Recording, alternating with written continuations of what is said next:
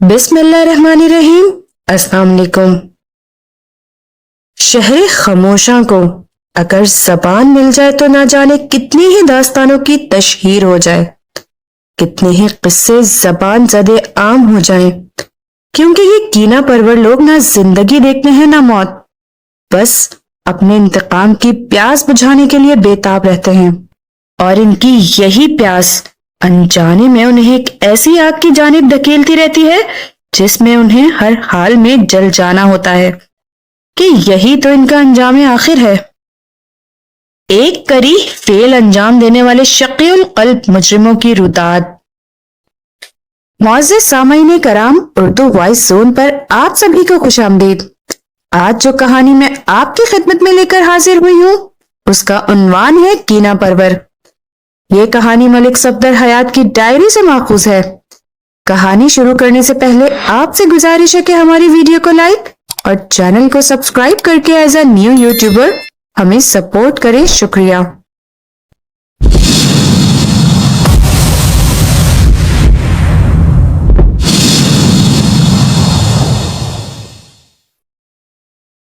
دستک کی آواز نے مجھے چونکا دیا۔ میں اس وقت اپنے کوارٹر کے برآمدے میں بیٹھا ہوا تھا۔ ابھی تھوڑی دیر پہلے ہی میں نے ناشتہ کیا تھا۔ میں نے گردن گھما کر بیرونی دروازے کی طرف دیکھا اور بے ساختہ میرے منہ سے نکلا، اللہ خیر کرے، یہ صبح صبح کون آ گیا؟ اس دوران میں دستک کی آواز دوبارہ ابھری۔ اب دروازہ کھول کر دیکھنا لازم ہو گیا تھا۔ میں نے اپنے تھانے کے عملے سے کہہ رکھا تھا کہ ایمرجنسی کی صورت میں وہ لوگ کسی بھی وقت مجھے بلا سکتے ہیں۔ علی صبح ہونے والے اس خلاف معمول دستک کا مطلب یہی تھا کہ میرے تھانے کی حدود میں کوئی گڑبڑ ہو گئی تھی۔ میں بارش زدہ صحن میں سے گزر کر بیرونی دروازے پر پہنچا۔ پھر تیسری دستک کے جواب میں جب میں نے اپنے کوارٹر کا دروازہ کھولا تو سامنے کانسٹیبل یعقوب کو کھڑے پایا۔ میں نے گھور کر سوالیہ نظر سے کانسٹیبل کو دیکھا تو وہ جلدی سے بولا، ملک صاحب، ہمارے علاقے میں بڑی عجیب و غریب واردات ہو گئی ہے۔ آپ نے اگر ناشتہ وغیرہ کر لیا ہے تو تیار ہو کر تھانے آ جائیں۔ تیار ہو کر میں تھانے تو آ ہی جاؤں گا۔ میں نے الجھن زدہ انداز میں کانسٹیبل کی طرف دیکھا، لیکن پتا تو چلے یہ عجیب و غریب واردات کیا ہوتی ہے۔ جناب، چودھری شہادت علی کے 2 بندے ادھر تھانے کے برآمدے میں آئے بیٹھے ہیں، کانسٹیبل یعقوب وضاحت کرتے ہوئے بولا۔ پچھلی رات کسی نامراد نے بڑے چودھری صاحب کی لاش کو قبر سے نکال کر اس کی بڑی بے حرمتی کی ہے۔ چودھری شہادت نے آپ کو جائے وقوع کا جائزہ لینے کے لیے بلایا ہے۔ ان دنوں میری تعیناتی ضلع جھنگ کے ایک دور افتادہ گاؤں فیض آباد کے تھانے میں تھی۔ یہ تھانہ ایک پختہ سڑک کے کنارے واقع تھا۔ تھانے سے موضوع فیض آباد تک پیدل کا راستہ تھا۔ مجھے اس تھانے میں کام کرتے ہوئے لگ بھگ 1 سال ہو گیا تھا۔ فیض آباد میں اس وقت چودھری شہادت علی کی حکمرانی تھی۔ کوئی مہینہ بھر پہلے شہادت علی کے باپ کا انتقال ہو گیا تھا۔ میں نے اپنی تسلی کی خاطر کانسٹیبل سے پوچھ لیا، بڑے چودھری صاحب سے تمہاری مراد چودھری ظفر علی ہے نا؟ جی ہاں، میرا یہی مطلب تھا۔ وہ جلدی سے اس بات میں گردن ہلاتے ہوئے بولا۔ ظفر علی شہادت علی کا باپ تھا، بہت ہی سلجھا ہوا اور سمجھدار انسان۔ وہ روایتی قسم کے چودھریوں سے بالکل ہٹ کر تھا۔ پچھلے 1 سال میں میری بمشکل 2-3 مرتبہ اس سے ملاقات ہوئی تھی۔ یہ بات مجھے ہضم نہیں ہو پائی کہ کسی نے اس کی لاش کی بے حرمتی کر ڈالی تھی، اور وہ بھی انتقال کے 1 ماہ بعد۔ بہرحال کسی افسوسناک واقعے کی اطلاع آئی تھی تو جائے وقوع پر جا کر قانونی کارروائی کرنا لازمی ہو گیا تھا۔ میں نے کانسٹیبل سے مخاطب ہوتے ہوئے کہا، یعقوب، تم تھانے جانے کی تیاری کرو، میں یونیفارم پہن کر آ رہا ہوں۔ وہ مجھے سیلیوٹ کر کے پلٹ گیا۔ وردی پہننے کے دوران میں مسلسل چودھری ظفر علی کے بارے میں سوچتا رہا۔ یہ بات بڑی عجیب اور ناقابل یقین لگتی تھی کہ کوئی شخص چودھری ظفر علی کے ساتھ اس کے سامنے یا پیٹھ پیچھے معمولی سی بدتمیزی کے بارے میں بھی سوچے۔ وجہ یہ کہ اس کی لاش کو قبر سے نکال کر کوئی ناروا کارروائی کی جائے، میں نے تیار ہونے کے بعد صحن کے گیلے فرش کو عبور کیا اور تھانے کی جانب بڑھ گیا۔ وہ ماہ جولائی کا آخری ہفتہ تھا۔ ساون کا آغاز ہو چکا تھا، لیکن ابھی تک میگھ کھل کر نہیں برسا تھا۔ کبھی دن میں اور کبھی رات میں ہلکی پھلکی بارش ہو جاتی تھی۔ پچھلی رات آسمان پر ایسی غضبناک بجلی چمکتی رہی کہ لگتا تھا دھواں دھار بارش ہوگی، لیکن پوری رات سوکھی ہی گزر گئی۔ رات کے آخری پہر میں تھوڑی بوندا باندی ہو گئی تھی، جس نے دھرتی اور درختوں کے منہ کو دھو ڈالا تھا۔ چودھری شہادت علی نے جن دو بندوں کو مجھے بلانے کے لیے بھیجا تھا، ان کے نام طفیل اور احسان تھے۔ میں نے فوراً انہیں اپنے کمرے میں بلا لیا۔ میرے استفسار پر وہ کوئی اہم بات نہ بتا سکے۔ طفیل نے کہا، تھانے دار صاحب، چودھری صاحب ادھر بیری والے کھو کے پاس ہے، آپ کو بھی وہیں بلایا ہے۔ بیری والا کھو قبرستان کے نزدیک ہی کھیتوں کے بیچ واقع تھا۔ میں نے طفیل سے پوچھا، جب چودھری ظفر علی کی قبر کھود کر اس کی لاش کی بے حرمتی کی گئی ہے تو مجھے قبرستان جانا چاہیے نا؟ یہ بیری والے کھو کا کیا معاملہ ہے؟ جناب، ان بدبختوں نے چودھری صاحب کی لاش کو قبر سے نکال کر پہلے بیری والے کھو تک پہنچایا تھا، وہ وضاحت کرتے ہوئے بولا۔ پھر ادھر ہی ان کی لاش کے ساتھ بہت برا سلوک کیا گیا۔ ایک فوری خیال کے تحت میں نے طفیل سے پوچھ لیا، کیا تمہیں کچھ اندازہ ہے وہ بدبخت کون تھے جنہوں نے یہ مذموم کارروائی کی ہے؟ جناب، اگر ہمیں ان کے بارے میں پتا ہوتا تو پھر پنچایت ہی کس بات کی تھی، وہ عجیب سے لہجے میں بولا۔ چودھری شہادت علی صاحب خود ہی نہ نمٹ لیتے ان سے؟ طفیل اپنے آقا چودھری شہادت علی کی طرح بڑا اوکھا اور گرم دماغ کا لگتا تھا۔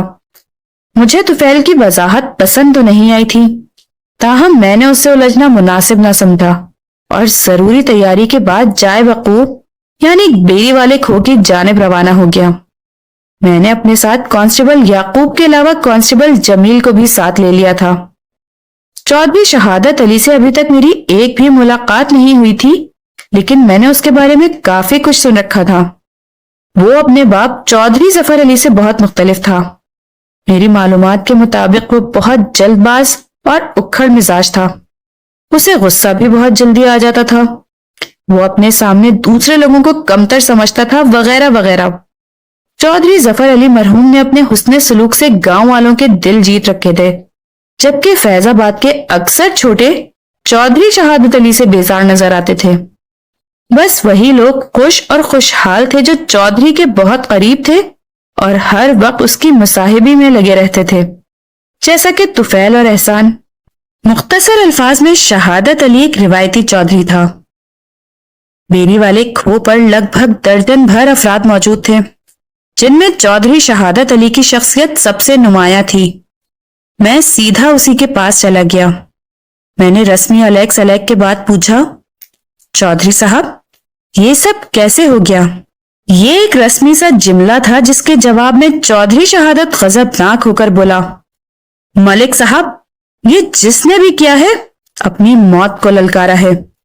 آپ جلدی سے پتہ چلائیں وہ بدبخت ہے کون، پھر دیکھیں میں اس کا کیا حشر کرتا ہوں۔ چودھری شہادت کے تیور خاصے خطرناک اور قانون کے دائرے کو پھلانگتے ہوئے دکھائی دیتے تھے۔ اس موقع پر اس کی نفسیات کو دیکھتے ہوئے میں نے اسے سمجھانے یا ڈانٹ ڈپٹ کرنے کی کوشش نہیں کی، بلکہ حکمت عملی سے کام لیتے ہوئے اس کے کندھے پر ہاتھ رکھا، پھر نرم لہجے میں کہا، حوصلہ کریں چودھری صاحب، میں آ گیا ہوں، اب آپ کو پریشان ہونے کی ضرورت نہیں، میں دیکھ لوں گا سارے معاملے کو۔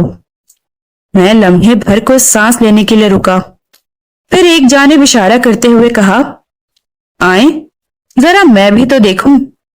میں نے جس طرف اشارہ کیا تھا وہاں ایک چارپائی بچھی ہوئی تھی، جس کے اوپر کسی شے کو سفید چادر سے ڈھکا ہوا تھا۔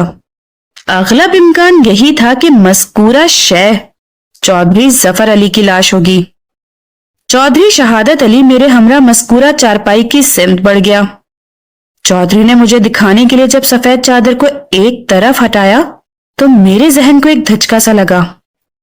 کم و بیش ایک ماہ تک قبر کے اندر بند رہنے کے بعد مٹی اور مخصوص کیڑوں نے چودھری ظفر علی کی لاش کا جو حشر کیا تھا اس کو الفاظ میں بیان کرنا مناسب نہیں، بس یوں سمجھنے کے اس ہڈیوں کے پنجر پر برائے نام ہی گوشت رہ گیا تھا، اور یہ باقی ماندہ گوشت دیکھنے والی آنکھ کو در سے عبرت دیتا تھا۔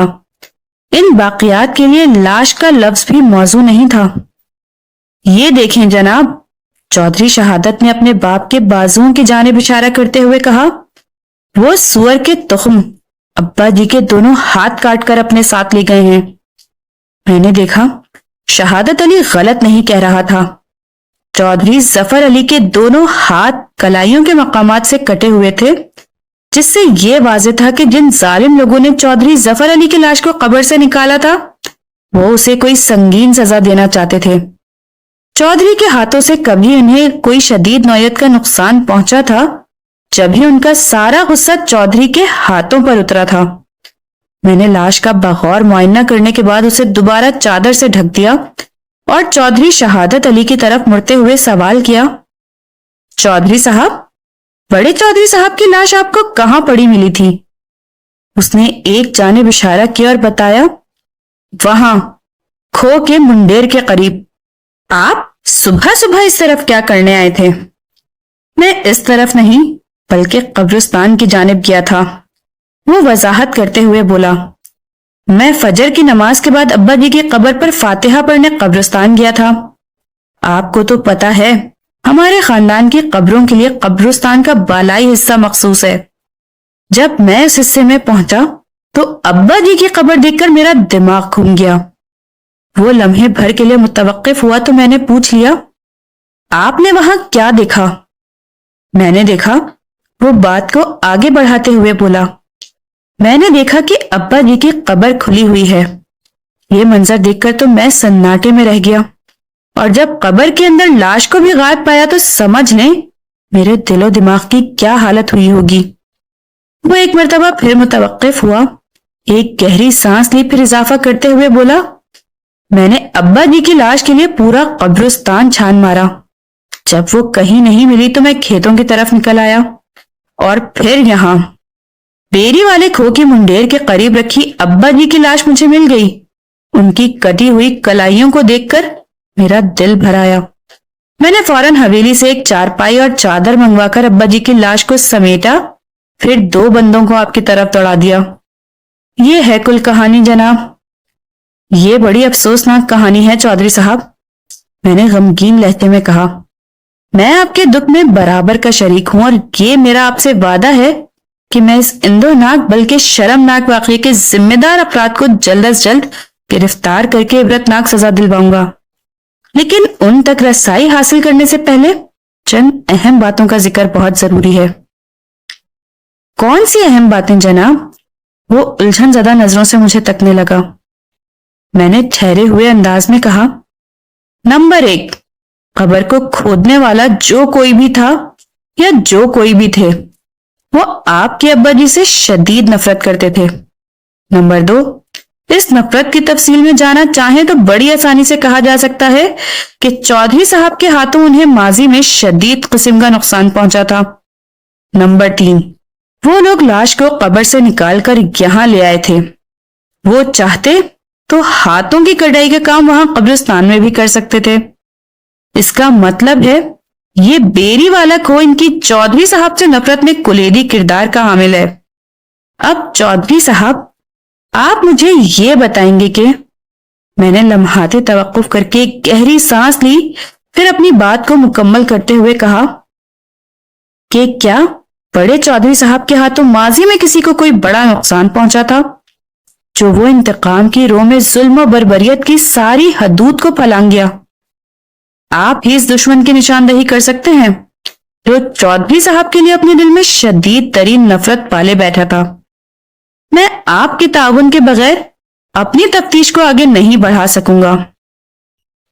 آپ کو بھی اچھی طرح پتا ہے ملک صاحب، میرے خاموش ہونے پر چودھری شہادت علی نے ٹوٹے ہوئے لہجے میں کہا، ابا جی کتنی نرم اور ہمدرد طبیعت کے مالک تھے، ہر شخص ان سے خوش تھا، آج تک کسی کو ان کے بارے میں شکایت کرتے نہیں دیکھا۔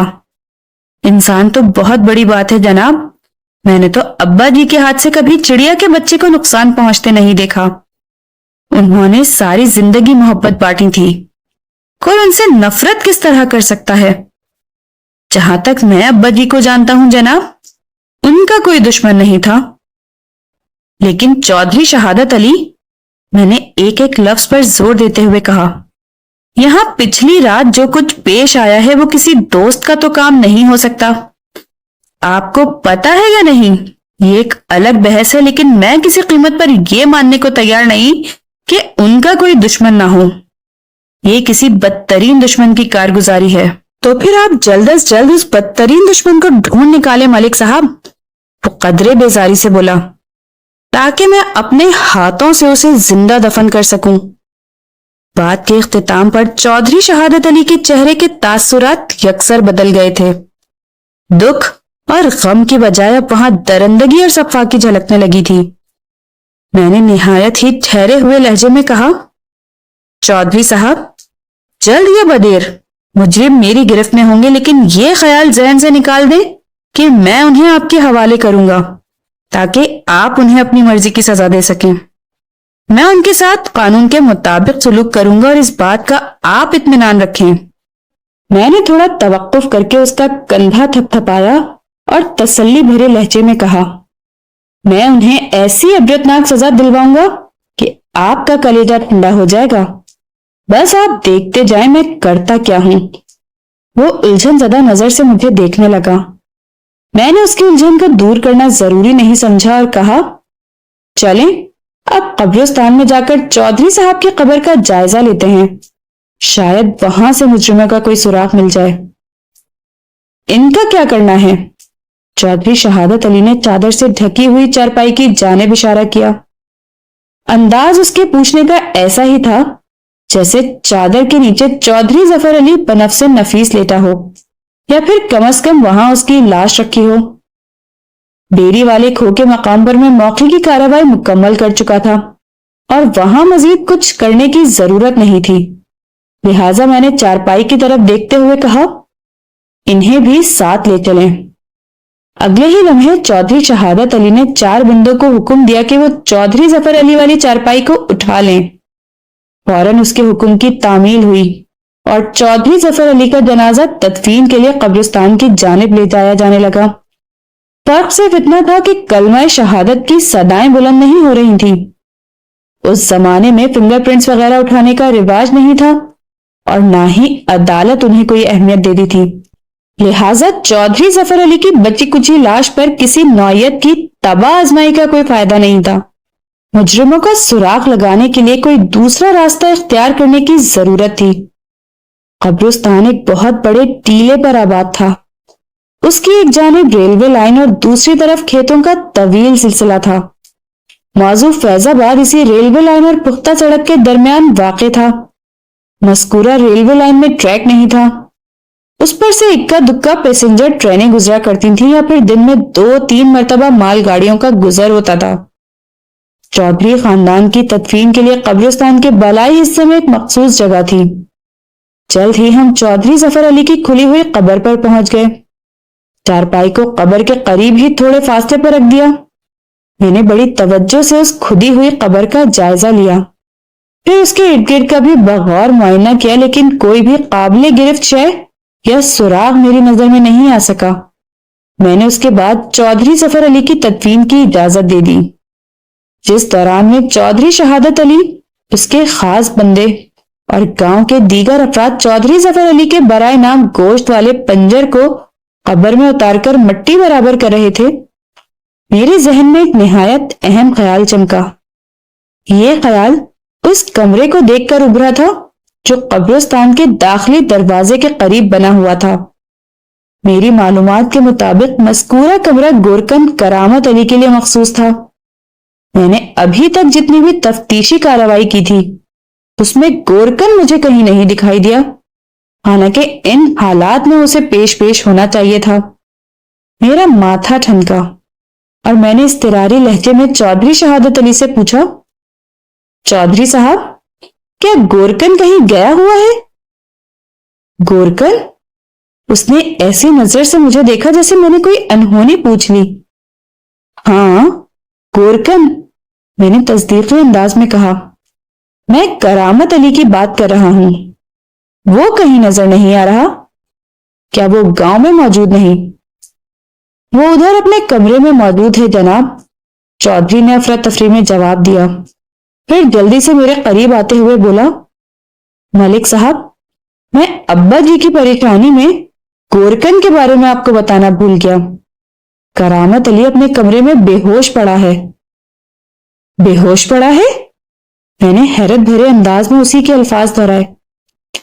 آپ آئیں میرے ساتھ، وہ اضطراری لہجے میں بولا، میں آپ کو دکھاتا ہوں۔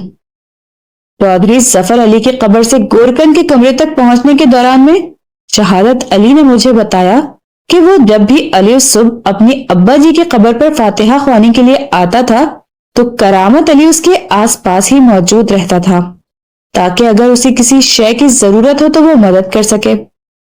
آج جب چودھری نے اپنے ابا جی کی قبر کو کھلا ہوا پایا اور قریب قریب کہیں گورکن بھی دکھائی نہیں دیا تو وہ سب سے پہلے اس کے کمرے کی ہی طرف دوڑا تھا، اور گورکن کو اس نے کمرے کے اندر رسیوں میں جکڑا ہوا بے ہوش پایا تھا۔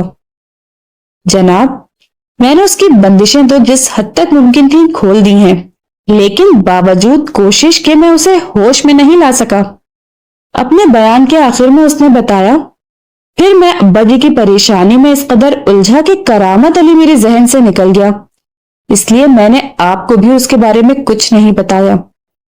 جلد ہی ہم دونوں گورکن کے کمرے کے اندر موجود تھے۔ گورکن کرامت علی کی عمر لگ بھگ 60 سال رہی ہوگی۔ وہ کمرے کے قریب بے ہوش پڑا تھا۔ میں اس کے قریب اکڑوں بیٹھ کر معائنہ کرنے لگا۔ اس کی نبض بڑی سست روی سے چل رہی تھی۔ اطمینان بخش بات یہ تھی کہ وہ خطرے سے باہر تھا۔ میں نے اسے رہی سہی بندشوں سے آزاد کرنے کے بعد اس کی بے ہوشی کا سبب جاننے کی کوشش کی۔ جلد ہی اس کے سر کی چوٹوں سے مجھے اندازہ ہو گیا کہ مجرموں نے اسے بے بس کرنے کے لیے اس کے سر کو نشانہ بنایا تھا۔ کھوپڑی کے ایک حصے میں بڑا سا گومڑا بھی ابھرا ہوا تھا، جبکہ دوسری جانب ایک کھلا ہوا زخم نظر آ رہا تھا جس میں سے رسنے والے خون نے گورکن کے سر کے بالوں کو تر بتر کر دیا تھا۔ اسے بے ہوشی کی حالت میں لے جانے والی یہی سر کی چوٹیں تھیں جو محتاط اندازے کے مطابق کسی موٹے ڈنڈے یا موٹی لکڑی سے لگائی گئی تھیں، اور یہ کام ان مجرموں کے سوا اور کسی کا نہیں ہو سکتا تھا جنہوں نے چودھری ظفر علی کی لاش کے ساتھ کھلواڑ کیا تھا۔ یہ بات سمجھ میں آ رہی تھی کہ انہوں نے پہلے گورکن کو بے ہوش کیا، پھر اسے رسیوں میں جکڑ کر اس بات کا اطمینان کر لیا کہ وہ ان کی کسی بھی مذموم کارروائی میں مداخلت کے قابل نہیں رہا۔ اس کے بعد ہی وہ لوگ چودھری ظفر علی کی قبر کی طرف بڑھے ہوں گے۔ گورکن کا جلد از جلد ہوش میں آنا بہت ضروری تھا۔ وہ ہوش میں آ جاتا تو مجھے نامعلوم مجرموں کے بارے میں بہت کچھ معلوم ہو جاتا۔ اس وقت بے ہوش گورکن کرامت علی کی صورت میں میرے پاس واحد ذریعہ تھا جسے اختیار کر کے میں مجرموں تک رسائی حاصل کر سکتا تھا۔ لہٰذا اس سوراخ کو یقینی اور کارآمد بنانے کے لیے میں نے فی الفور اسے اسپتال پہنچانے کا بندوبست کیا۔ اگر گورکن بیان دینے کے قابل ہو جاتا تو تفتیش کی گاڑی کو بآسانی آگے بڑھایا جا سکتا تھا۔ میری فرمائش پر چودھری شہادت علی نے ایک تانگے کا انتظام کروا دیا۔ میں نے گورکن کو تانگے میں ڈلوایا اور دونوں کانسٹیبلز کی نگرانی میں اسے سرکاری اسپتال کی طرف روانہ کر دیا۔ مذکورہ اسپتال موضوع فیض آباد سے کافی فاصلے پر تھا، لیکن چونکہ یہاں سے ایک پختہ سڑک اسپتال کی طرف جاتی تھی لہٰذا مجھے پکی امید تھی کہ دونوں کانسٹیبلز سورج غروب ہونے سے پہلے گورکن کو ٹھیک کروا کر لے آئیں گے۔ اس کے بعد میں نے گورکن کے کمرے کا تنقیدی جائزہ لیا۔ وہاں چند برتنوں اور ایک چارپائی بستر کے علاوہ رہائشی سامان کے نام پر کچھ نہیں تھا۔ کمرے کے ایک کونے میں کھدائی کے چند مخصوص آلات رکھے ہوئے تھے، مثلاً کدال، پھاوڑا، کسی، بیلچا اور کھرپے وغیرہ۔ یہ آلات وہ قبر کی کھدائی کے لیے استعمال کرتا تھا۔ میں نے ایسے ہی ایک بیلچا اور کدال چودھری ظفر علی کی کھلی ہوئی قبر کے پاس رکھا ہوا بھی دیکھا تھا۔ اغلب امکان یہی تھا کہ مجرموں نے گورکن کو بے ہوش کرنے کے بعد اسی کے آلات کھدائی کی مدد سے چودھری کی قبر کھولی ہوگی اور اپنا کام کر کے فرار ہو گئے ہوں گے۔ میں نے مذکورہ آلات کھدائی کا باغور جائزہ لیا تو ان کے درمیان مجھے ایک مضبوط ڈنڈا پڑا ہوا مل گیا۔ یہ کسی کدال وغیرہ کا دستہ تھا۔ مذکورہ دستے کے ایک سرے پر خشک جمے ہوئے خون کے آثار نظر آ رہے تھے۔ میں نے اس دستے کو اٹھایا اور بڑی باریک بینی سے اس کا معائنہ کیا۔ جمے ہوئے خون والے سرے پر چند انسانی بال بھی چپکے ہوئے تھے۔ اب اس بات میں کسی شک و شبے کی گنجائش باقی نہیں رہی کہ گورکن کو اسی دستے کی ضربات سے بے ہوش کیا گیا تھا۔ میں نے مذکورہ اعلیٰ بے ہوشی کو اپنے قبضے میں لے لیا اور چودھری شہادت علی کے ساتھ دوبارہ چودھری ظفر علی کی قبر پر آ گیا۔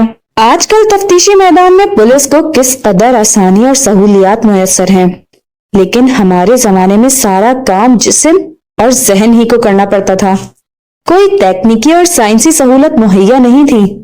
اگر ہمارے زمانے میں فنگر پرنٹس وغیرہ کا نظام رائج ہوتا تو کدال کا یہ دستہ مجھے بڑی آسانی سے مجرموں تک پہنچانے میں ایک مددگار کردار ادا کر سکتا تھا۔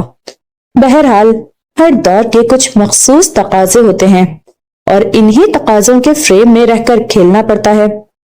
چودھری ظفر علی کی قبر کو ٹھیک ٹھاک کر دیا گیا تو چودھری شہادت علی نے مجھ سے پوچھا، ملک صاحب، مجرموں کا سراغ لگانے کے لیے کسی ماہر کھوجی سے بھی تو مدد لی جا سکتی ہے۔ میرا دھیان بھی اس طرف گیا تھا، میں نے پرسوچ انداز میں کہا، لیکن رات کے آخری پہر ہونے والی بارش نے کھرے کا سوا ستیہ ناش کر دیا ہے۔ کھوجی اس سلسلے میں ہماری کوئی مدد نہیں کر سکے گا، البتہ میں نے سانس لینے کے لیے تھوڑا توقف کیا تو اس نے جلدی سے پوچھا، البتہ کیا؟ البتہ یہ کہ میں نے بات کو آگے بڑھاتے ہوئے کہا، مجھے 2 جگہوں سے بڑی امید ہے، وہاں سے کوئی نہ کوئی ایسا سراغ ضرور ملے گا کہ میں تفتیش کی گاڑی کو بآسانی آگے بڑھا سکوں۔ اور وہ 2 جگہ کون سی ہیں؟ اس نے سوالیہ نظروں سے میری طرف دیکھا۔ ہم باتیں کرتے ہوئے دوسرے لوگوں سے ذرا فاصلے پر آ گئے تھے۔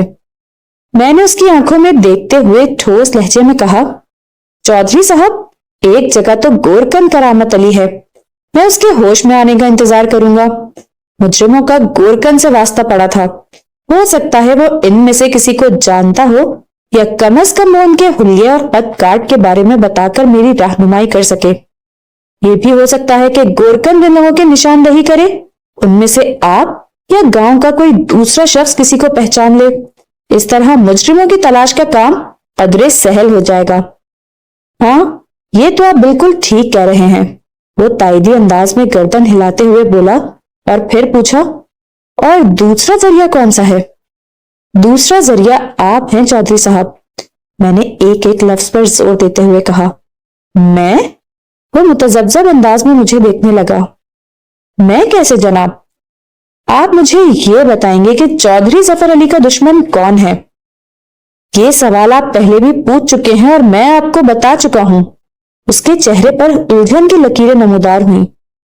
کوئی ایسا شخص، میں نے اس کی وضاحت کو نظر انداز کرتے ہوئے کہا، ماضی میں چودھری ظفر علی کے ہاتھوں جس نے کوئی تکلیف اٹھائی ہو۔ ابا جی کسی کو تکلیف پہنچانے والے نہیں تھے۔ اس شخص کے دل میں بڑے چودھری صاحب کے لیے اتنی نفرت تھی کہ میں اپنی ہی دھن میں بولتا چلا گیا کہ جب اس کا بس چلا تو اس نے نہ صرف یہ کہ ظفر علی کی لاش کو قبر سے نکال کر اس کی بے حرمتی کی، بلکہ وہ دونوں ہاتھ کاٹ کر اپنے ساتھ لے گیا۔ یہ نقطہ نظر انداز نہیں کیا جا سکتا، اور اسی طرح بیری والا کھو بھی میری نظر میں بڑی اہمیت کا حامل ہے چودھری صاحب۔ مجھے جو کچھ معلوم تھا وہ میں آپ کو بتا چکا ہوں جناب، وہ قدرے بیزاری سے بولا۔ اب تحقیق اور تفتیش آپ کا کام ہے۔ میں تو یہ چاہوں گا کہ آپ جلد از جلد مجرموں کو گرفتار کر کے سامنے لائیں اور ان کے خلاف سخت ترین قانونی کارروائی کریں۔ یہی ہوگا، بالکل یہی ہوگا، میں نے ایک ایک لفظ پر زور دیتے ہوئے کہا۔ مجھے اس کام کے لیے آپ کی اور آپ کے گاؤں والوں کی مدد اور تعاون کی ضرورت ہے۔ موقع پر موجود لوگوں سے میں سرسری پوچھ گچھ کر چکا ہوں، لیکن کوئی حوصلہ افزا نتیجہ برآمد نہیں ہوا۔ آپ نے بھی کوئی تسلی بخش جواب نہیں دیا۔ کیوں نہ ایک کام کریں چودھری صاحب؟ کیا کام؟ اس نے چونک کر میری طرف دیکھا۔ میں نے جواب میں بتایا، میں آپ کے ساتھ حویلی چلتا ہوں، ہو سکتا ہے آپ کے اہل خانہ کے ساتھ بات چیت کر کے کوئی مفید معلومات ہو جائے۔ بسم اللہ بسم اللہ، تشریف لائیں۔ میں چودھری شہادت علی کی معیت میں اس کی حویلی پہنچ گیا حویلی کے اندر خاندان کے بہت کم لوگ آباد تھے۔ چودھری شہادت علی کی بیوی صفیہ سے میری ملاقات ہوئی۔ صفیہ چودھری سے کوئی 5 سال چھوٹی یعنی لگ بھگ 30 سال کی تھی اور ایک گوری چٹی اور خوبصورت عورت تھی۔ اپنی وضع و قطع اور شخصیت کے اعتبار سے وہ بنی بنائی چودھرائن تھی۔ اگر کوئی یہ نہ بھی بتائے کہ وہ فیض آباد کے چودھری شہادت علی کے گھر والی ہے، تو بھی ایک نظر دیکھنے والے کو فوراً پتا چل جاتا تھا کہ وہ چودھریوں کے خاندان سے تعلق رکھتی ہوگی۔ چودھری شہادت علی کی 3 اولادیں تھیں۔ سب سے بڑا بیٹا صداقت علی 8 سال کا تھا۔ اس سے چھوٹی ایک بہن جمیلہ تھی جس کی عمر 7 سال رہی ہوگی، اور سب سے چھوٹی شکیلہ محض 5 سال کی تھی۔ ظاہر ہے ان بچوں سے پوچھ گچھ کا کوئی فائدہ نہیں تھا، لیکن حیرت انگیز طور پر چودھرائن صفیہ بھی اس سلسلے میں میری کوئی مدد نہ کر سکی۔ ان لوگوں کے علاوہ میں نے حویلی میں کام کرنے والے مختلف ملازمین سے بھی سوال جواب کیے، مگر ہر طرف سے ایک ہی فتویٰ آ رہا تھا کہ بڑے چودھری صاحب کا کوئی دشمن ہو ہی نہیں سکتا۔ دشمنی تو بہت دور کی بات ہے، کوئی ان کے خلاف سوچنے کا بھی تصور نہیں کر سکتا تھا، اور یہی بات کانٹے کی طرح میرے دماغ میں چبھ رہی تھی۔ چودھری ظفر علی کی لاش کا جو حشر ہوا تھا اور نامعلوم مجرم جتنی بے دردی سے اس کے دونوں ہاتھ کاٹ کر اپنے ساتھ لے گئے تھے، اس سے تو یہی بات سمجھ میں آتی تھی کہ اس دنیا میں کم از کم ایک ایسا شخص ضرور موجود تھا جو اپنے دل میں چودھری کے لیے بڑی اعلیٰ پائی کی نفرت رکھتا تھا۔ اس کے ساتھ ہی یہ بھی لازم تھا کہ ایسے انتقامی شخص کو ماضی میں چودھری ظفر علی کے ہاتھوں کوئی بڑا نقصان پہنچا تھا۔ میں اپنی تھیوری سے ایک سوت ادھر ادھر ہٹ نہیں سکتا تھا، کیونکہ یہ افسوسناک واقعہ اسی تھیوری کے تناظر میں پیش آیا تھا۔ کوئی میرے پیشہ ورانہ تجربے کو چیلنج کر ہی نہیں سکتا تھا۔ ایسا صرف اور صرف کسی خطرناک دشمنی کے پس منظر میں ہی ممکن تھا۔ ایک فوری خیال کے تحت میں نے چودھری شہادت علی سے پوچھا، چودھری صاحب، آپ کی والدہ ماجدہ کہیں نظر نہیں آ رہی؟ کیا وہ حویلی میں موجود نہیں ہیں؟ امی جی ادھر ہی ہیں جناب، اس نے بتایا۔ خیریت؟ آپ نے ان کا کیوں پوچھا؟ میں نے سوچا جب سب سے بات چیت ہوئی ہے تو بڑی چودھرائن جی سے بھی تھوڑی پوچھ تاچھ کر لوں۔ میں نے کہا، ہو سکتا ہے انہیں کوئی ایسی بات پتا ہو جو آپ کے ابا جی کے مجرموں تک پہنچنے میں میری مدد کر سکے۔ امی جی کو ہم نے اس واقعے کے بارے میں ابھی کچھ نہیں بتایا، چودھری شہادت علی نے جواب دیا۔ ان کی طبیعت پہلے ہی بہت خراب رہتی ہے۔ یہ پوری خبر سن کر انہیں گہرا صدمہ پہنچتا۔ وہ لمحے بھر کے لیے متوقف ہوا، پھر اضافہ کرتے ہوئے بولا، جب سے ابا جی کا انتقال ہوا ہے امی جی کی حالت بہت تشویشناک ہے۔ ان کی سماعت اور بصارت تو پہلے ہی متاثر تھی، اب کمر میں بھی شدید درد رہنے لگا ہے۔ یوں سمجھیں کہ پچھلے 1 ماہ سے وہ چارپائی سے لگی ہوئی ہیں۔ ابا جی کے انتقال کو بھی لگ بھگ اتنا ہی عرصہ ہوا ہے۔ آپ خود سوچیں، ان حالات میں امی جی کو تازہ ترین واقعے کے بارے میں بتانا کتنا نقصان دہ ثابت ہو سکتا تھا۔ آپ ٹھیک کہہ رہے ہیں چودھری صاحب، میں نے اس بات میں سر ہلاتے ہوئے کہا۔ یہ مجبوری تو بہرحال ہے۔ میں مزید تھوڑی دیر تک چودھری کی حویلی میں رکا، پھر واپس آ گیا۔ کانسٹیبل یعقوب اور جمیل کو میں نے گورکن کے ہمراہ سرکاری اسپتال بھیج دیا تھا۔ تھانے پہنچ کر پتا چلا کہ ابھی تک ان کی واپسی ہوئی ہے اور نہ ہی ادھر سے کوئی اطلاع آئی ہے۔ میرے پاس فی الوقت تفتیش کو آگے بڑھانے کے لیے واحد ذریعہ گورکن کرامت علی ہی تھا۔ یہ بندہ ان لوگوں کے بارے میں معلومات فراہم کر سکتا تھا جنہوں نے چودھری ظفر علی کی قبر کھود کر بقول شخص سے اس کی لاش کی بے حرمتی کی تھی۔ پہلے میں نے یہی سوچا تھا کہ گورکن کی واپسی کا انتظار کروں گا، لیکن تھانے پہنچتے پہنچتے میں نے ارادہ بدل دیا اور فیصلہ کیا کہ مجھے فوراً اسپتال جا کر گورکن کی خبر لینا چاہیے۔ میں نے ASI فاروق احمد کو اپنے کمرے میں بلا لیا۔ میرے تھانے میں فاروق واحد ASI تھا، عملے میں اس کے علاوہ ایک حوالدار اور 4 کانسٹیبلز تھے۔ فاروق، ASI میرے پاس پہنچا تو میں نے گہری سنجیدگی سے اسے مخاطب کیا۔ میں گورکن کو دیکھنے اسپتال جا رہا ہوں، اس دوران میں یہ تھانہ تمہارے حوالے ہے۔ آپ بے فکر ہو جائیں ملک صاحب، وہ مضبوط لہجے میں بولا، میں آپ کو شکایت کا موقع نہیں دوں گا۔ تمہیں ایک کام اور بھی کرنا ہے فاروق، میں نے اس کی آنکھوں میں دیکھتے ہوئے کہا۔ تم اس تھانے میں طویل عرصے سے ڈیوٹی دے رہے ہو، فیض آباد کے تقریباً سبھی لوگوں سے تمہاری جان پہچان ہے۔ تم نے ایک بار کسی ماسی کا ذکر کیا تھا جو ضرورت پڑنے پر پولیس کے لیے کام بھی کر لیتی ہے۔ ماسی جیرا؟ فاروق نے بتایا۔ ہاں ہاں، یہی نام بتایا تھا تم نے۔ میں نے اس بات میں گردن ہلائی۔ خیریت ملک صاحب؟ اے ایس آئی نے الجھن زدہ نظروں سے مجھے دیکھا۔ ماسی ویرا سے آپ کو کیا کام پڑ گیا ہے؟ میں نے دھیمے لہجے میں کہا۔ گزشتہ رات چودھری ظفر علی مرحوم کی قبر کے ساتھ جو کچھ پیش آیا ہے وہ تمہارے علم میں ہے۔ مجھے یقین ہے کہ یہ چودھری کے کسی ایسے دشمن کی انتقامی کارروائی ہے جو اپنے دل میں چودھری کے لیے بے پناہ نفرت رکھتا تھا، اور ماضی میں جس نے چودھری کے ہاتھوں بہت بڑا نقصان اٹھایا ہو، لیکن اب تک کی تفتیش میں ایسا کوئی شخص سامنے نہیں آ سکا، اور میں سمجھتا ہوں یہ ایک تفتیشی ناکامی ہے۔ اس لیے میں نے لمحاتی توقف کر کے ایک گہری سانس لی، پھر بات مکمل کرتے ہوئے کہا، میں نے فیصلہ کیا ہے کہ اس سلسلے میں نہایت ہی خفیہ طور پر ماسی جیرا کو استعمال کر کے یہ معلوم کرنے کی کوشش کی جائے کہ میرا مطلوبہ بندہ کون ہو سکتا ہے۔ ٹھیک ہے ملک صاحب، فاروق نے ٹھوس انداز میں کہا، میں جیرا ماسی کو فوراً اس مہم پر لگا دیتا ہوں۔ انشاءاللہ ایک آدھ دن میں کوئی مثبت نتیجہ برآمد ہو جائے گا۔ اس کام میں نہایت ہی احتیاط کی ضرورت ہے فاروق، میں نے ٹھہرے ہوئے لہجے میں کہا۔ میں نہیں چاہتا کہ گاؤں میں کسی کو ماسی جیرا کے مشن کا پتہ چلے۔ اسے بڑی رازداری سے ہاتھ پاؤں بچا کر کام کرنا ہوگا۔ وہ اس نوعیت کے کاموں میں ماہر ہے جناب، فاروق نے بڑے اعتماد سے کہا۔ ویسے میرے ذہن میں ایک اور بات بھی آ رہی ہے۔ ہاں ہاں بولو، میں نے اضطراری لہجے میں کہا۔ میرا یہ تجربہ ہے کہ تمہارے ذہن میں کافی مفید اور کارآمد خیالات پیدا ہوتے ہیں۔ عام ڈگر سے ہٹ کر سوچنے والے ہی کسی حتمی نتیجے پر پہنچ پاتے ہیں۔ اس تعریف کا بہت بہت شکریہ ملک صاحب، وہ ممنونیت بھرے انداز میں بولا۔ میں خود کو اس حوالے سے بڑا خوش نصیب سمجھتا ہوں کہ آپ کے ساتھ کام کرنے کا موقع مل رہا ہے۔ یقین مانیں میں نے آپ سے بہت کچھ سیکھا ہے، اور سیکھنے اور سکھانے کا کام تو چلتا ہی رہے گا فاروق، میں نے قطع کلامی کرتے ہوئے کہا۔ تم مجھے کسی اور بات کے بارے میں بتانے جا رہے تھے جو ابھی ابھی تمہارے ذہن میں آئی ہے۔ جی ملک صاحب، اس نے ایک گہری سانس لی، پھر بتانے لگا، یہ ضروری تو نہیں کہ چودھری ظفر علی کی قبر کو عبرت کا نشان بنانے والے فیض آباد میں باہر سے آئے ہوں۔ ان کا تعلق اسی علاقے سے بھی تو ہو سکتا ہے۔ بالکل ہو سکتا ہے، میں نے کب انکار کیا، میں نے صاف گوئی کا مظاہرہ کرتے ہوئے کہا۔ ہر بات کا امکان موجود ہے، مجرموں کا تعلق فیض آباد سے ہو سکتا ہے، اور یہ بھی ممکن ہے وہ کسی اور علاقے سے آئے ہوں۔ ایک امکان یہ بھی ہے میرے ذہن میں کہ اس بےہودہ کارروائی میں فیض آباد کے کسی باسی نے ان کی مدد کی ہو۔ میں نے لمحاتی توقف کے بعد اے ایس آئی کی آنکھوں میں دیکھتے ہوئے کہا، اسی لیے میں ماسی جیرا والی کارروائی میں بہت زیادہ احتیاط برتنے پر زور دے رہا ہوں۔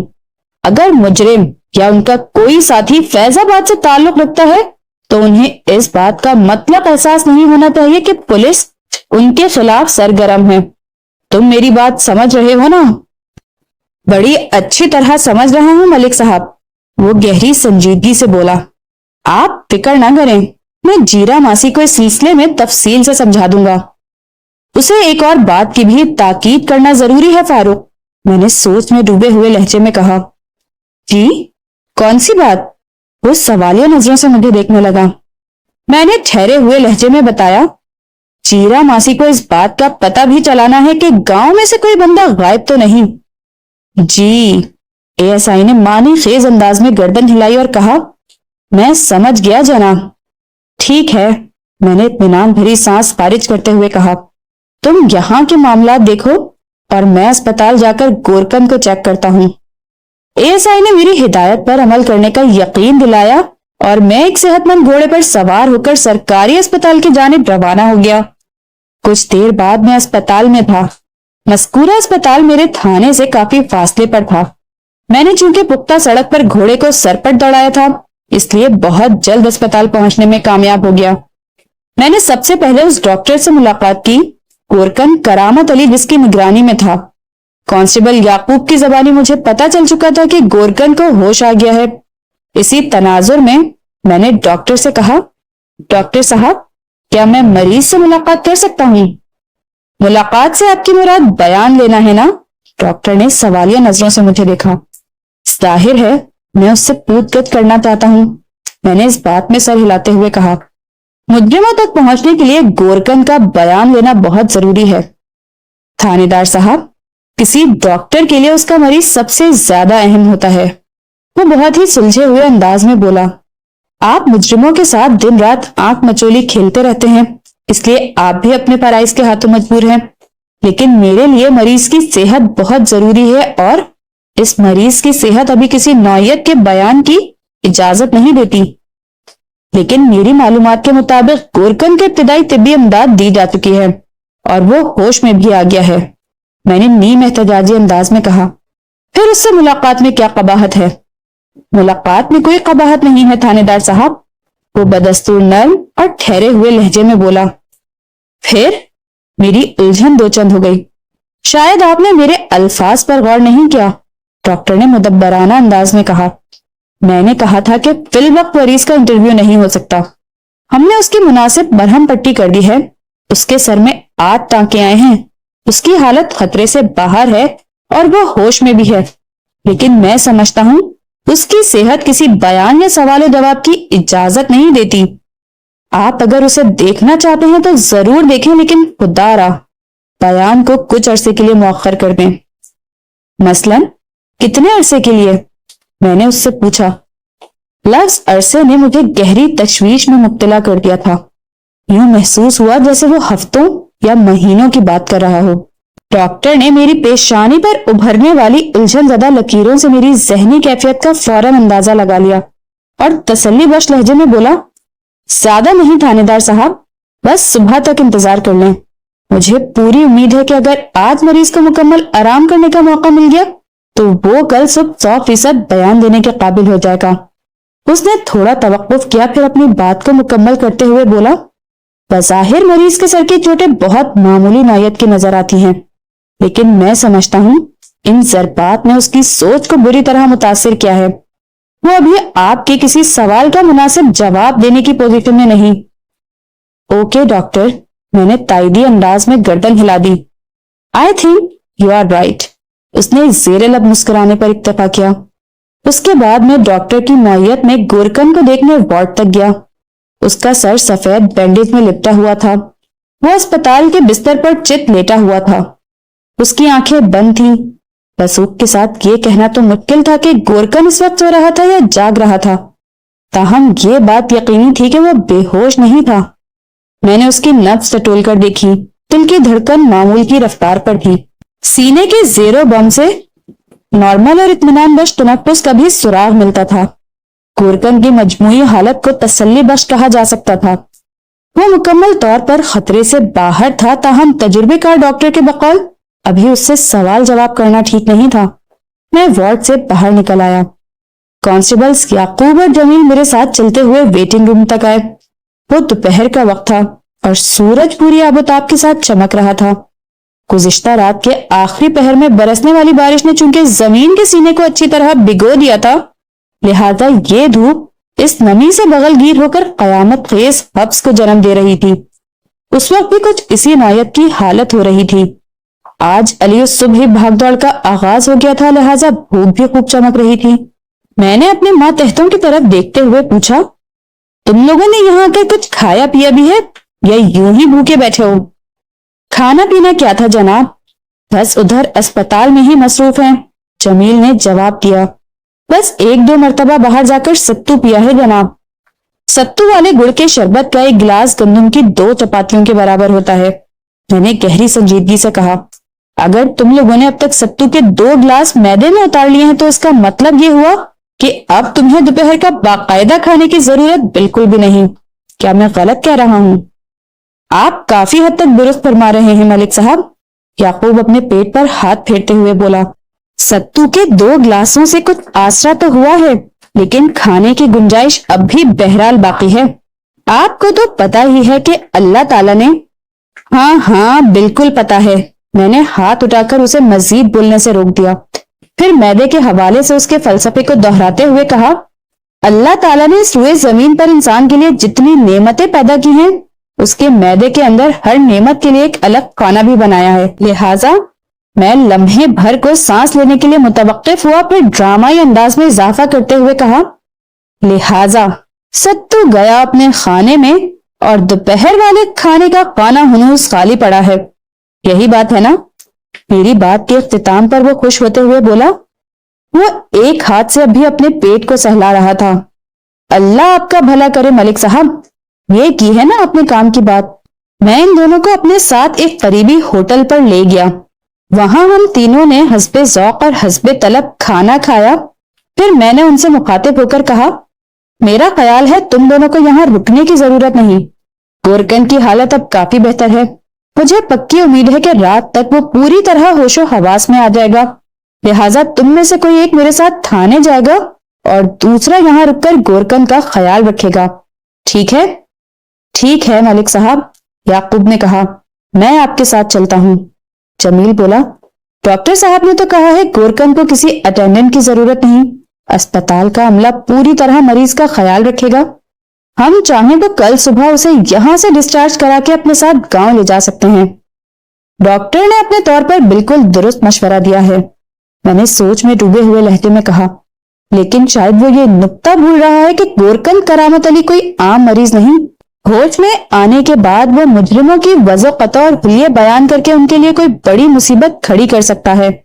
اس خطرے کے پیش نظر وہ یہاں اسپتال میں آ کر گورکن کو کوئی شدید نقصان پہنچا سکتے ہیں، اور یہ نقصان گورکن کی جان لینے کے برابر بھی ہو سکتا ہے، لہٰذا میں تھوڑی دیر کے لیے متوقف ہوا، ایک گہری سانس خارج کی، پھر اپنی بات کو مکمل کرتے ہوئے کہا، لہٰذا ہم گورکن کو اسپتال والوں کے رحم و کرم پر نہیں چھوڑ سکتے، پولیس کے کسی ایک اہلکار کو یہاں چوکس موجود رہنا ہے تاکہ مجرموں کے کسی ساتھی کو کوئی مذموم کارروائی کرنے کا موقع نہ ملے۔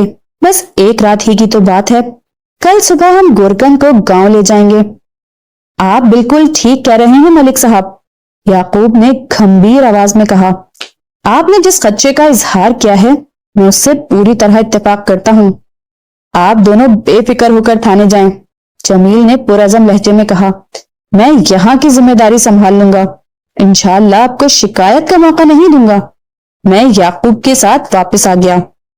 سپہر شام ڈھل رہی تھی، دھوپ ایک مرتبہ پھر غائب ہو گئی تھی، بادلوں کی چھوٹی چھوٹی ٹکڑیاں پتہ نہیں کہاں کہاں سے سفر کر کے آسمان پر، فیض آباد کے آسمان پر جمع ہو رہی تھی، گویا فیض آباد کی زمین اور فضا ایک مرتبہ پھر بارش کی لپیٹ میں آنے والی تھی۔ مجھے اسپتال سے لوٹے ابھی تھوڑی دیر ہی ہوئی تھی کہ ایک ملاقاتی کی اطلاع دی گئی۔ میں نے اطلاع لے کر آنے والے کانسٹیبل سے پوچھا، آفتاب وہ کون ہے اور کہاں سے آیا ہے؟ آیا نہیں، آئی ہے جناب، کانسٹیبل نے اپنی انگشت شہادت سے ناک کو ٹچ کیا اور معنی خیز انداز میں بتایا۔ اچھا تو وہ کوئی عورت ہے؟ میں نے اس کی آنکھوں میں دیکھتے ہوئے پوچھا۔ وہ مجھ سے کس سلسلے میں ملنا چاہتی ہے؟ وہ کہاں سے آئی ہے؟ اس نے اپنا نام کیا بتایا ہے؟ میرے سوالات کی بوچھاڑ نے کانسٹیبل کو بوکھلا کر رکھ دیا۔ وہ جلدی سے سنبھلتے ہوئے بولا، جناب نام اور کام تو اس نے بتایا نہیں، اس کی زبان پر بس ایک ہی جملے کی تکرار ہے، وہ کسی ضروری کام کے سلسلے میں فی الفور آپ سے ملنا چاہتی ہے۔ ویسے میرا اندازہ ہے کہ وہ یہی فیض آباد کی رہنے والی ہے۔ فیض آباد کے رہنے والے تو تم بھی ہو آفتاب، میں نے گھور کر اس کی آنکھوں میں دیکھا۔ پھر اندازہ لگانے کی کیا تک بنتی ہے؟ کیا تم فیض آباد کے وسینکوں کو اچھی طرح نہیں جانتے؟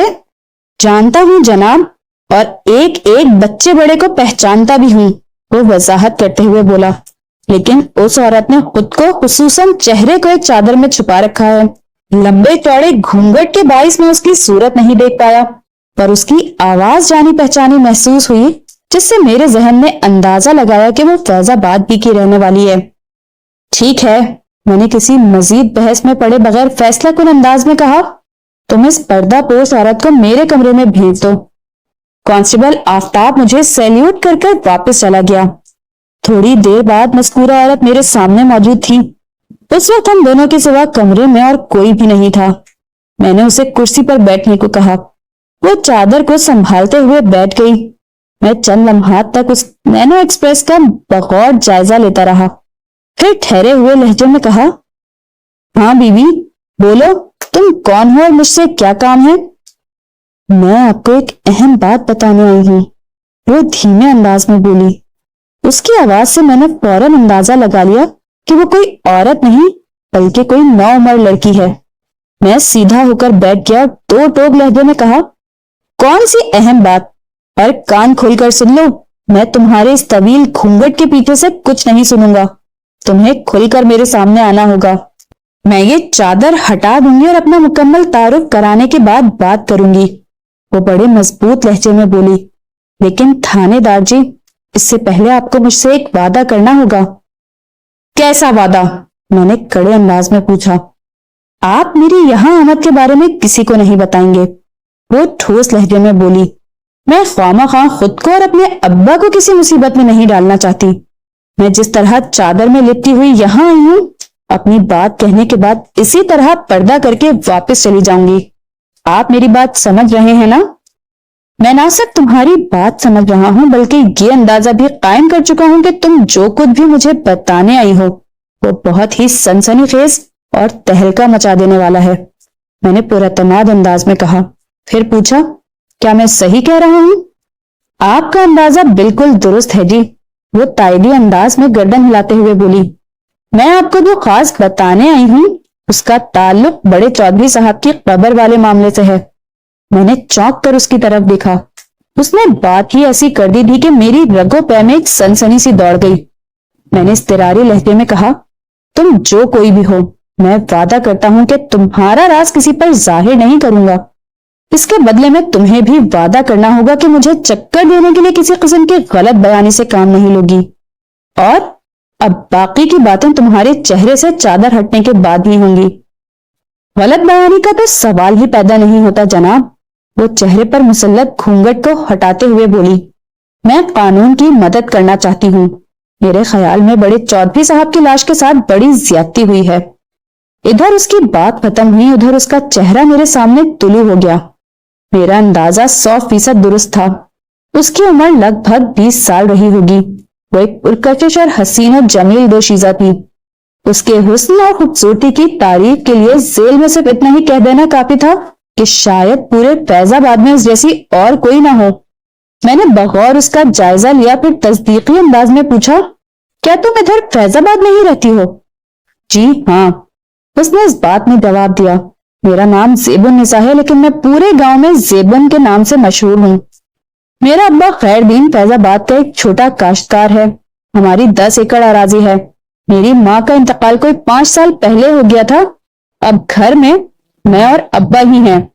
अब्बा को सब लोग खैरू चाचा कहते हैं। उसने एक ही सांस में अपने बारे में तफसील से आगाह कर दिया तो मैंने ठहरे हुए लहजे में दरियाफ्त किया, ठीक है ज़ेबन, अब मुझे बताओ तुम्हारे पास क्या इत्तला है? जनाब, आप इस इलाके के थानेदार हैं। ये बात तो आपके इल्म में जरूर होगी कि पिछले रोज हमारे गांव में मंजूर मौची की बीवी इनायता फौत हो गई थी। कल ही सहपहर में इनायता की तदफीन हुई थी। हाँ, ये बात मुझे पता है। मैंने इस बात में सर हिलाया। लेकिन इनायता की मौत का चौधरी जफर अली वाले वाकये से क्या ताल्लुक बनता है? ताल्लुक कुछ इस तरह से है जी, वो थूक निगलते हुए बोली। कल इनायता की तदफीन के बाद मुझे भी कब्रिस्तान में जाने का इत्तेफाक हुआ और मैंने वहां एक ऐसे आदमी को देखा जो हमारे गांव का रहने वाला नहीं। वो बड़े मशकूक अंदाज में कब्रिस्तान के बालाई हिस्से का जायजा ले रहा था, जैसे उसे वहां किसी खास शय की तलाश हो। जनाब, ये कब्रिस्तान का वही हिस्सा था जहां चौधरी खानदान के अफराद को दफन किया जाता है। सेबन ने मौजू के एतबार से बड़ी अहम बात की थी, लेकिन वजन के लिहाज से ये बात काफी हल्की फुल्की नजर आई। मैंने उसकी आंखों में देखते हुए पूछा, ज़ेबन, तुमने जिस अजनबी बंदे का जिक्र किया है उसका कद काट और हुलिया वगैरह कैसा था?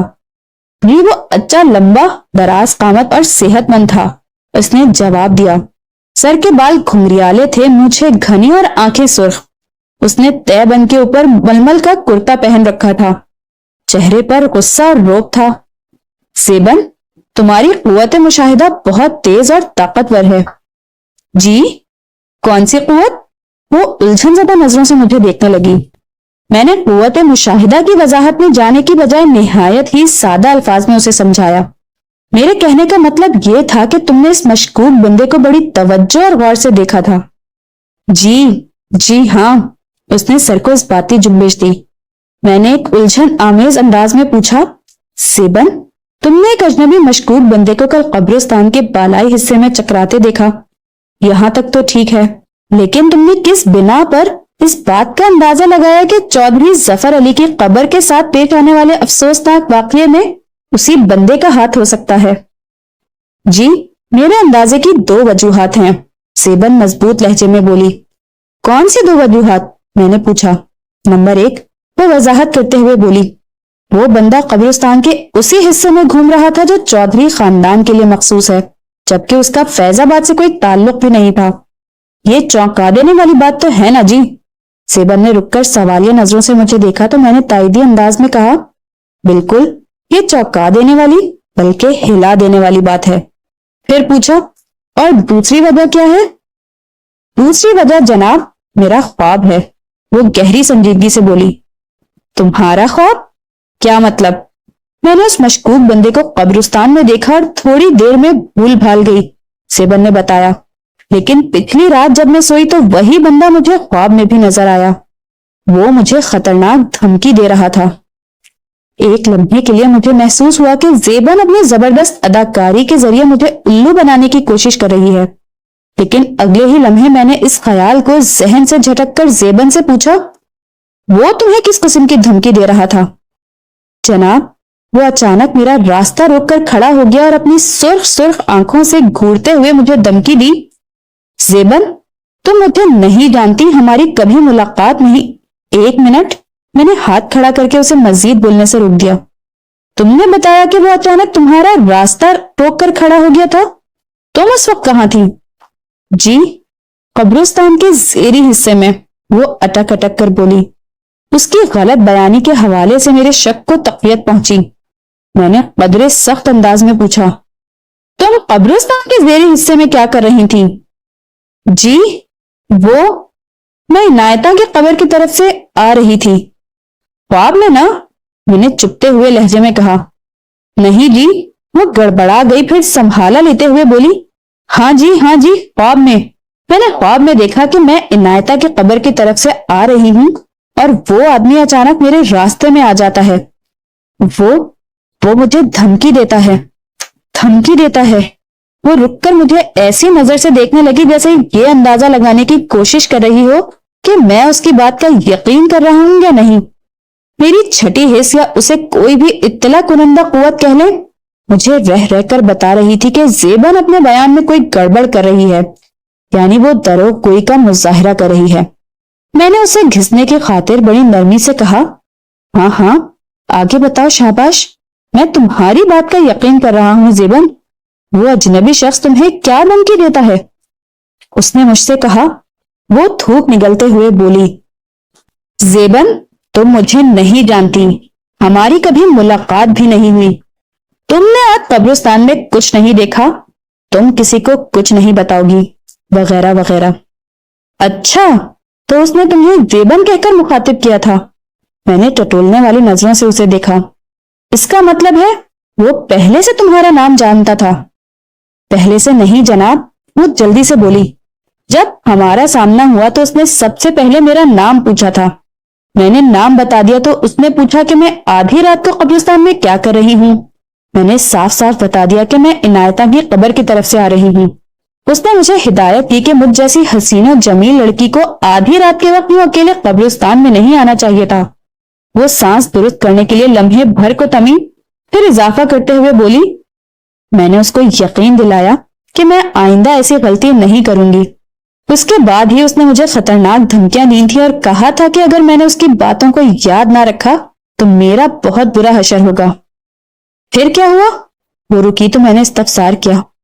پھر علی مراد قبرستان کے بالائی حصے کی طرف چلا گیا تھا۔ علی مراد؟ تو کیا اس بندے نے تمہیں اپنا نام بھی بتا دیا تھا؟ اس نے نہیں جی، اس کے ساتھی نے۔ زیبن نے ایک اور انکشاف کیا۔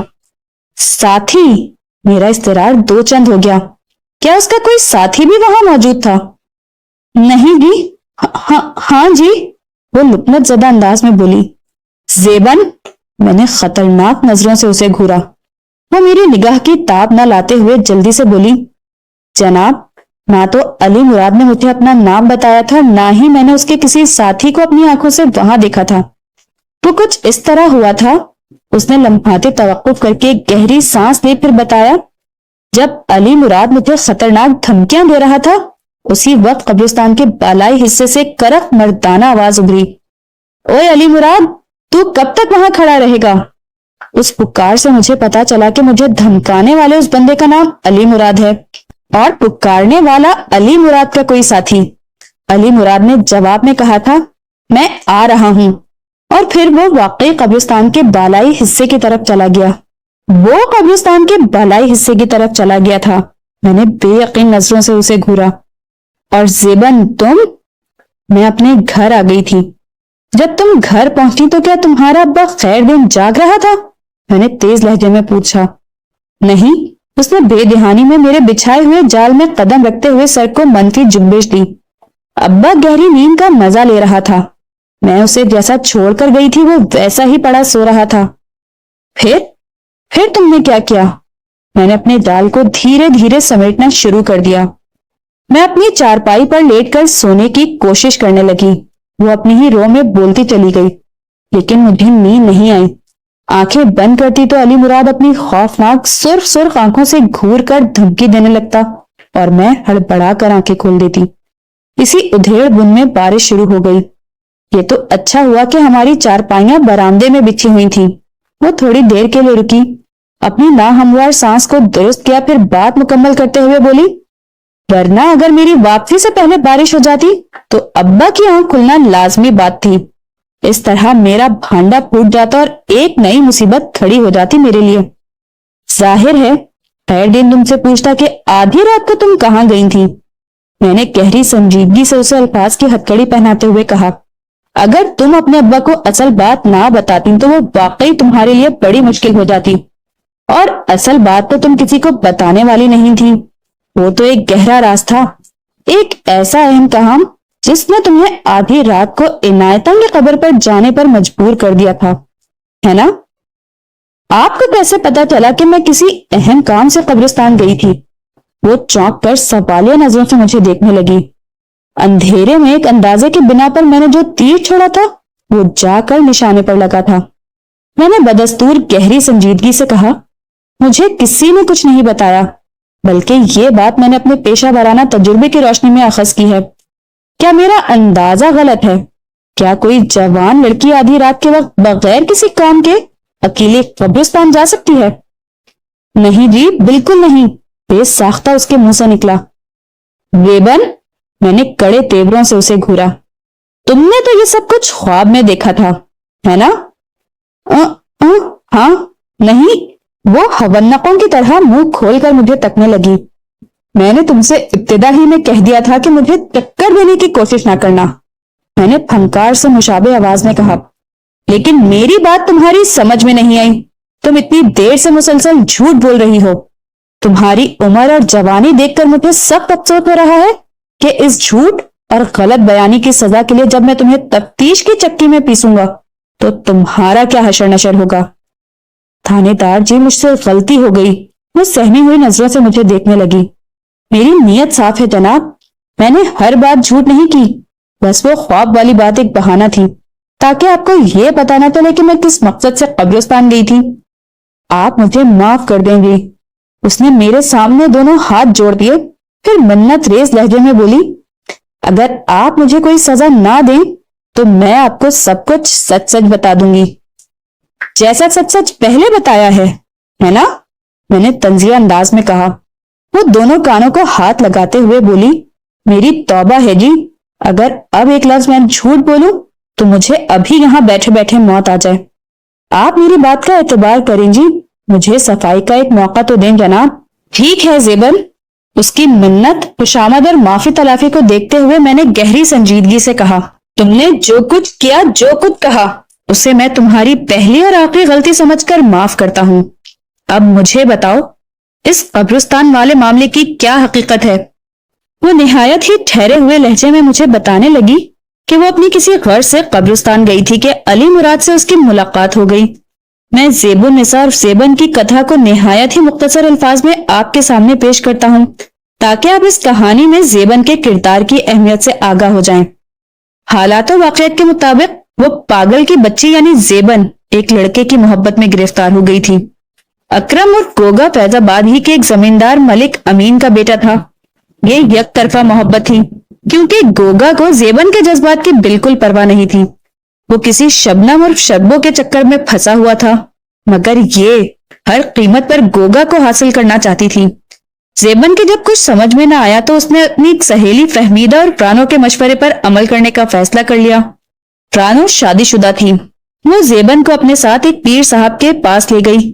پیر جمن شاہ کا آستانہ فیض آباد کے گاؤں کے آخر میں کھیتوں سے لگا ہوا تھا۔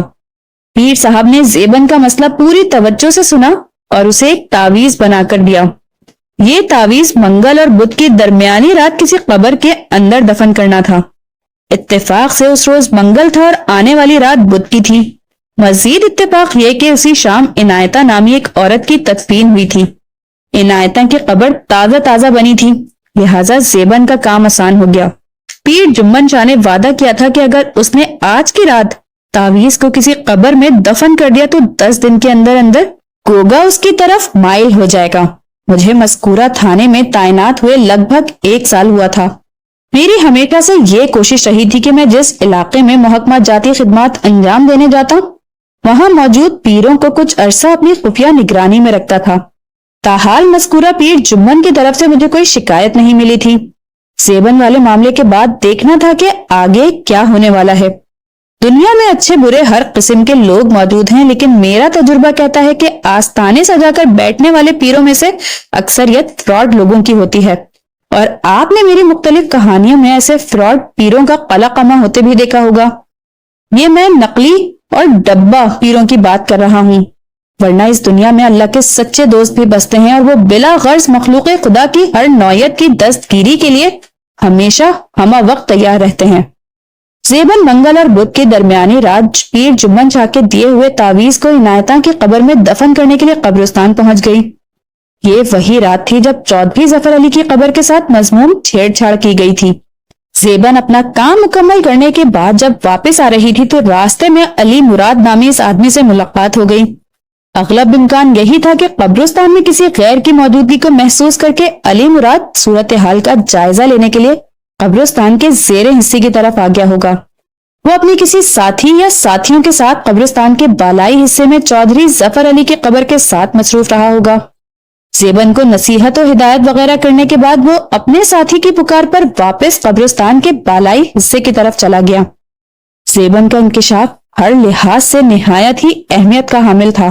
میں نے علی مراد نامی اس شخص کا قد کاٹ اور حلیہ اپنے ذہن میں محفوظ کر لیا۔ اگر کسی طرح میں علی مراد تک رسائی حاصل کرنے میں کامیاب ہو جاتا تو یہ کیس حل کرنے میں ہینگ لگتی اور نہ پھٹکری۔ رنگ بھی چوکھا تھا۔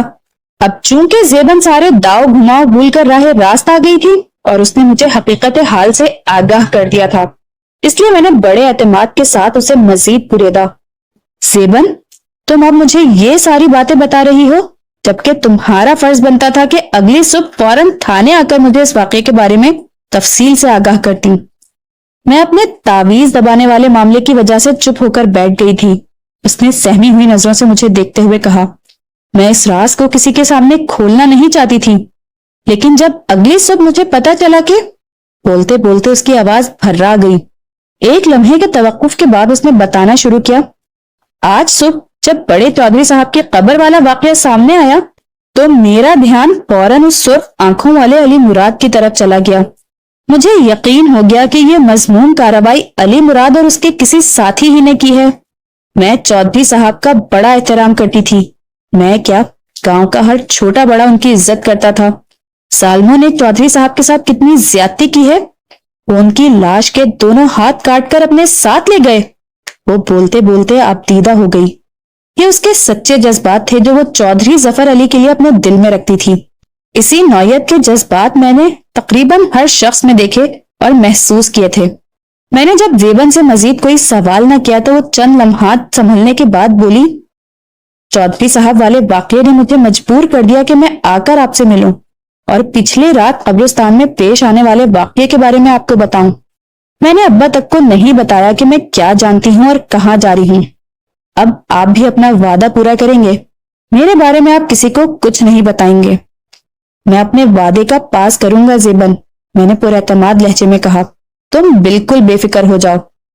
آپ سے ایک درخواست اور ہے تھانے دار جی، اس نے سماجت بھری نظروں سے مجھے دیکھا۔ ہاں ہاں کہو، میں اس کی طرف متوجہ ہو گیا۔ اس نے کہا، میری یہ خواہش ہے کہ آپ جلد از جلد مجرموں کو گرفتار کر کے عبرتناک سزا دلوائیں جنہوں نے چودھری صاحب کے ساتھ یہ بھیانک مذاق کیا ہے۔ بالکل ایسا ہی ہوگا، اور بہت جلد ہوگا، میں نے ٹھوس لہجے میں کہا۔ وہ روحانسی ہو گئی۔ تھانے دار جی، آپ کو پتہ نہیں ہے چودھری صاحب کتنے اچھے، کتنے نیک انسان تھے۔ انہیں اپنے گاؤں کی عزت اور حفاظت کا بڑا خیال تھا۔ وہ اس گاؤں کی طرف میلی نگاہ سے دیکھنے والوں کی آنکھیں نکال لیا کرتے تھے۔ مجھے نرگس والا واقعہ اب بھی یاد ہے۔ چودھری صاحب نے بڑھاپے میں بھی جوانوں سے زیادہ ہمت اور بہادری کا مظاہرہ کیا تھا۔ کتنی عزت کرتے تھے وہ گاؤں کی عورتوں اور لڑکیوں کی۔ میں نے رواداری میں پوچھ لیا، یہ نرگس کون ہے اور مرحوم چودھری نے کس قسم کی بہادری کا مظاہرہ کیا تھا؟ یہ کوئی 1 سال پہلے کی بات ہے جناب، وہ ٹھہرے ہوئے لہجے میں بتانے لگی۔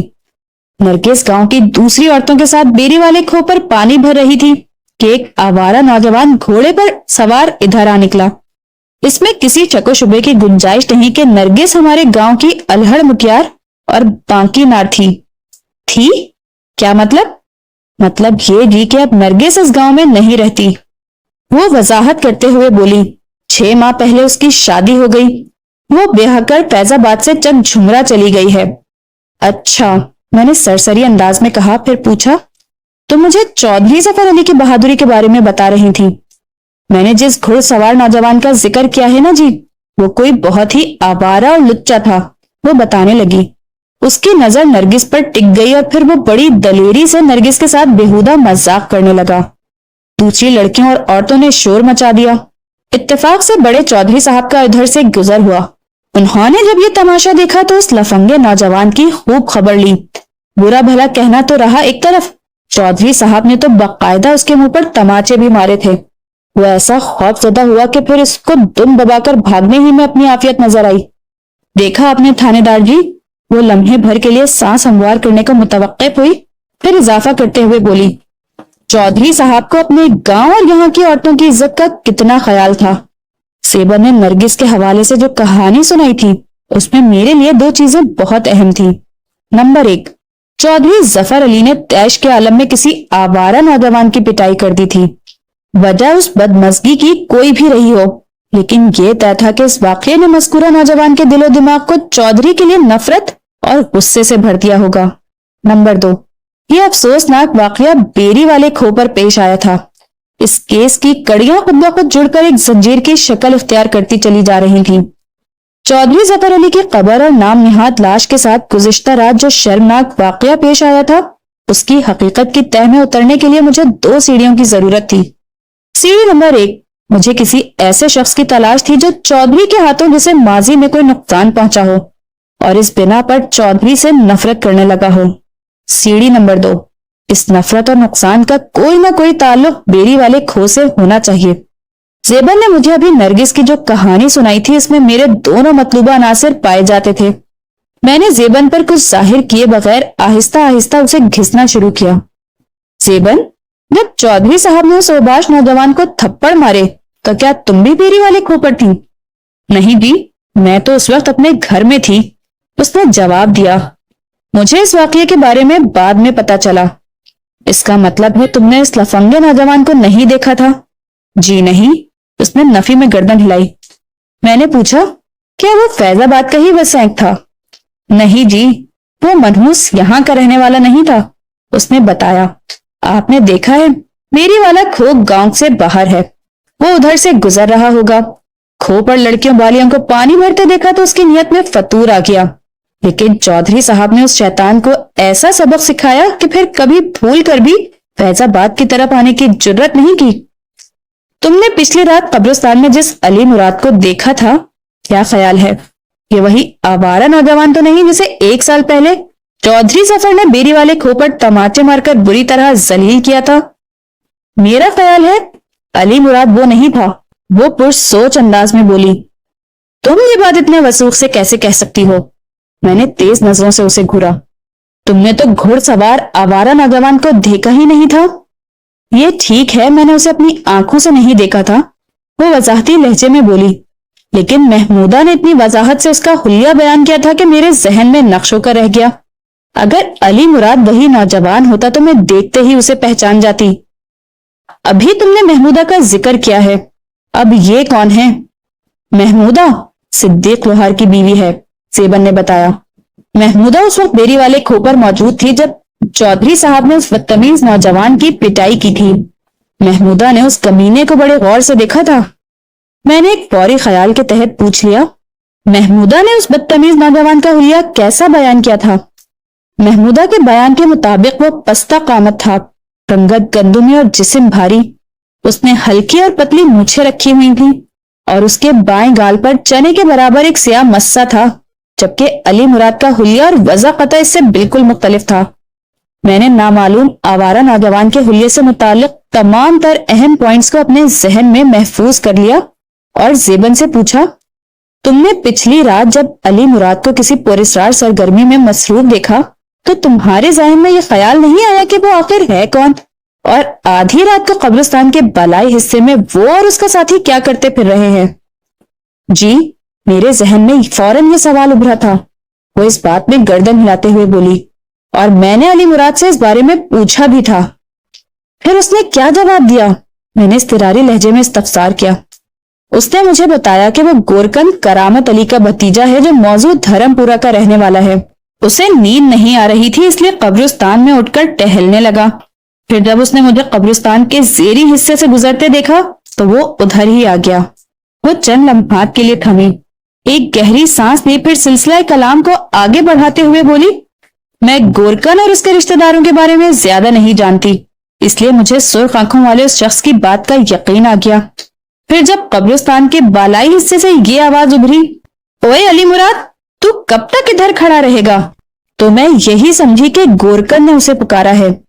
علی مراد، میں آ رہا ہوں کہتے ہوئے قبرستان کے بالائی حصے کی طرف چلا گیا تو میں جلدی سے اپنے گھر آ گئی، لیکن جب دوسری صبح مجھے یعنی آج صبح چودھری صاحب والے واقعے کی خبر عام ہوئی تو میں سمجھی کہ علی مراد گورکن کا بھتیجا نہیں بلکہ وہ ان مجرموں کا ساتھی تھا جنہوں نے چودھری صاحب کی قبر اور لاش کی بے حرمتی کی تھی۔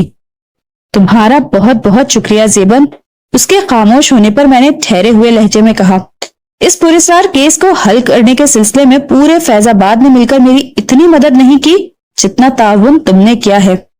اب تم بے فکر ہو کر گھر چلی جاؤ، میں تمہارے بارے میں کسی کو کچھ نہیں بتاؤں گا۔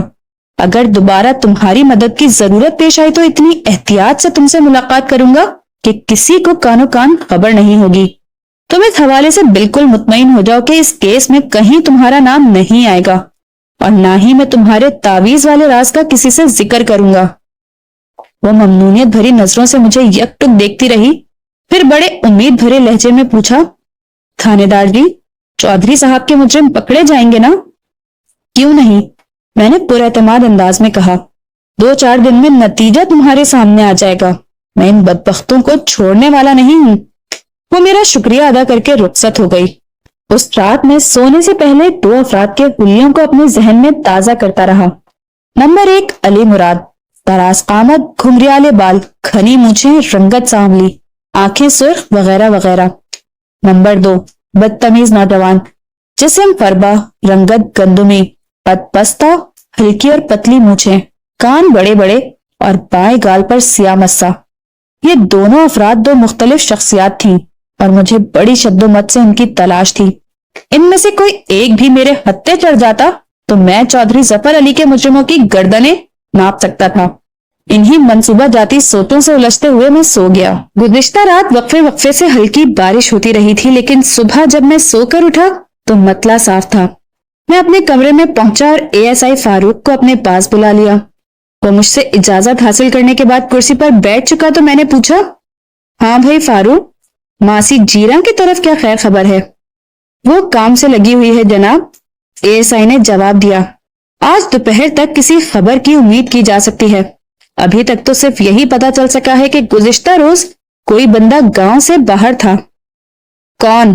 میں نے سوالیہ نظروں سے ASI کو دیکھا۔ گوگا، اس نے بتایا، ملک امین کا لڑکا اکرم عرف گوگا۔ مجھے فوراً یاد آ گیا کہ یہ وہی گوگا تھا جس کی محبت اور حصول نے زیبن کو دیوانہ بنا رکھا تھا۔ وہ گوگا کو اپنی طرف مائل کرنے کے لیے ہر حد کو پھلانگ گئی تھی، حتیٰ کہ وہ پیر جمن شاہ کا دیا ہوا تعویذ قبر میں دبانے کے غرض سے آدھی رات کو اکیلی قبرستان پہنچ گئی تھی۔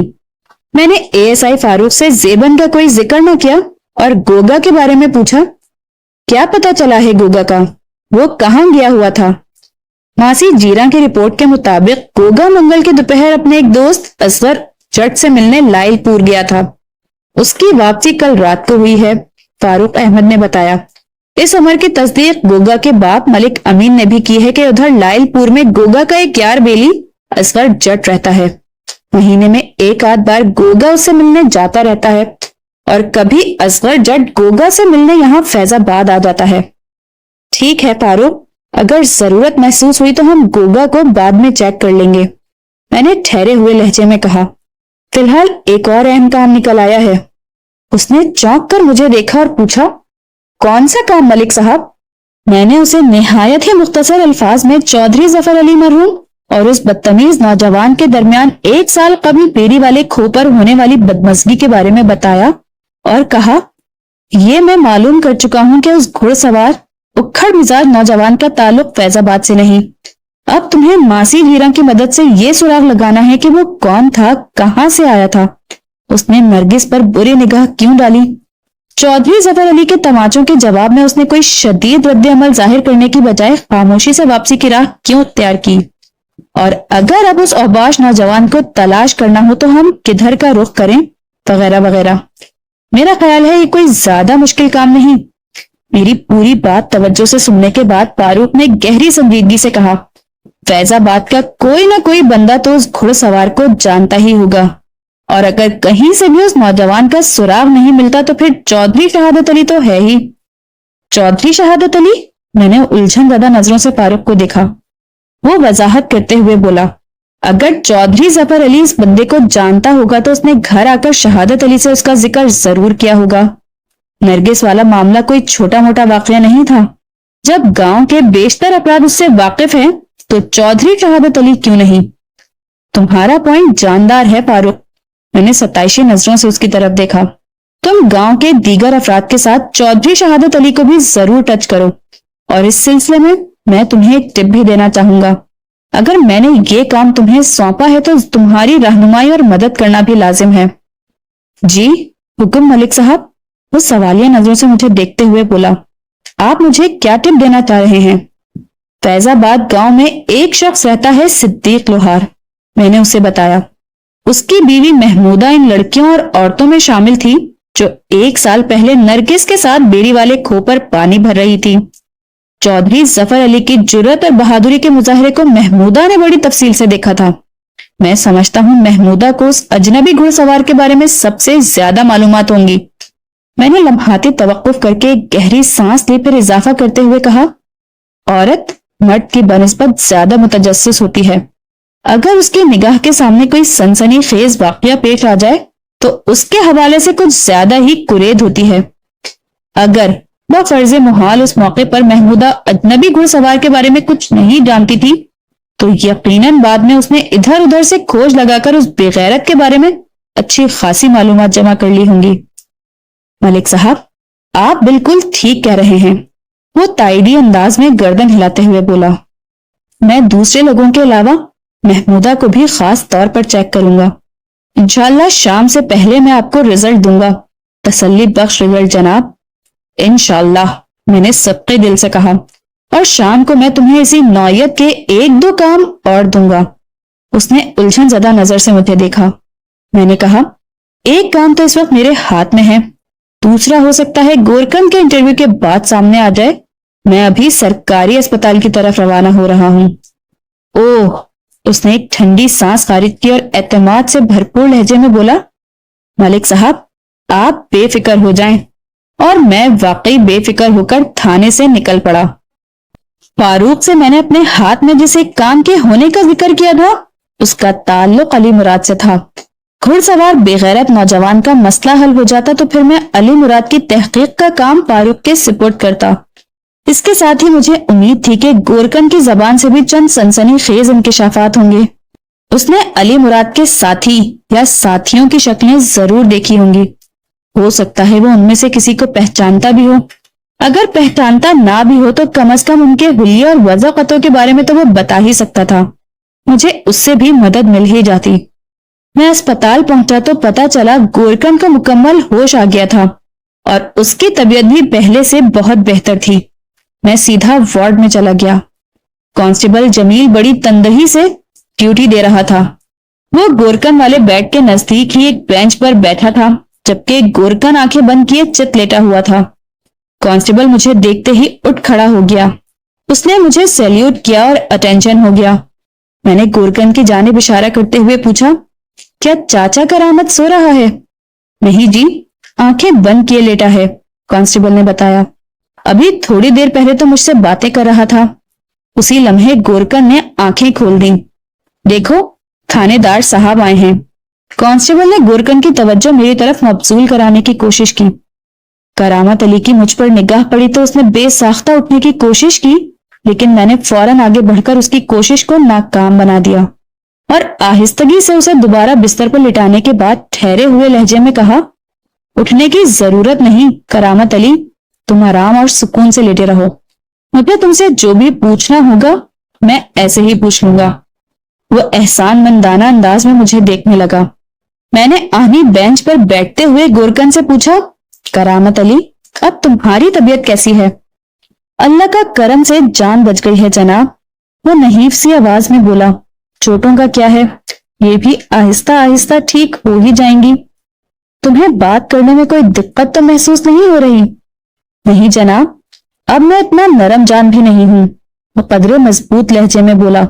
ساری زندگی مردوں کو قبروں پر اتارتے ہوئے گزری ہے، دل اور دماغ جیسے پتھر کے ہو گئے ہیں۔ اور ویسے ایک اور بات بھی ہے۔ وہ اور بات کون سی ہے؟ تھانے دار جی، جس کا دنیا میں کوئی نہیں ہوتا وہ بڑا سخت جان ہوتا ہے، وہ فلسفیانہ انداز میں بولا۔ رشتے ناتے اور قریبی تعلقات انسان کو بڑا کمزور کر دیتے ہیں، جیسے تمہارے ایک بھتیجے نے تمہیں کمزور کر کے اسپتال پہنچا دیا ہے نا؟ میرا بھتیجا؟ یہ آپ کیا کہہ رہے ہیں سرکار؟ وہ چونک کر مجھے دیکھنے لگا۔ میں ہلکی پھلکی تفریحی گفتگو سے اس کی مزاج پرسی کر رہا تھا۔ پھر میں نے گہری سنجیدگی سے کہا، بھائی، میں علی مراد کی بات کر رہا ہوں، وہ جو ادھر موضوع دھرم پورا میں رہتا ہے۔ نا جی، وہ نفی میں گردن ہلاتے ہوئے بولا، دھرم پورا کیا؟ میرا کوئی بھتیجا یا بھانجا اس دنیا میں کہیں نہیں ہے، آپ کو کسی نے غلط بتایا ہے۔ وہ ابھی تک میرے مذاق کو نہیں سمجھ پایا تھا۔ میں نے اس کے ذہن پر زیادہ بوجھ ڈالنا مناسب نہ سمجھا اور علی مراد کا تفصیلی حلیہ بیان کرنے کے بعد کہا، میں اس بندے کی بات کر رہا ہوں کرامت علی۔ آپ اسے بندہ نہ کہیں تھانے دار صاحب، وہ پہچان کے تمام تر مراحل طے کرتے ہوئے بڑے کرارے لہجے میں بولا۔ وہ تو ایک شیطان تھا اور اس کا ساتھی اس سے بھی بڑا لعین۔ انہوں نے میرے ساتھ بہت زیادتی کی ہے جناب۔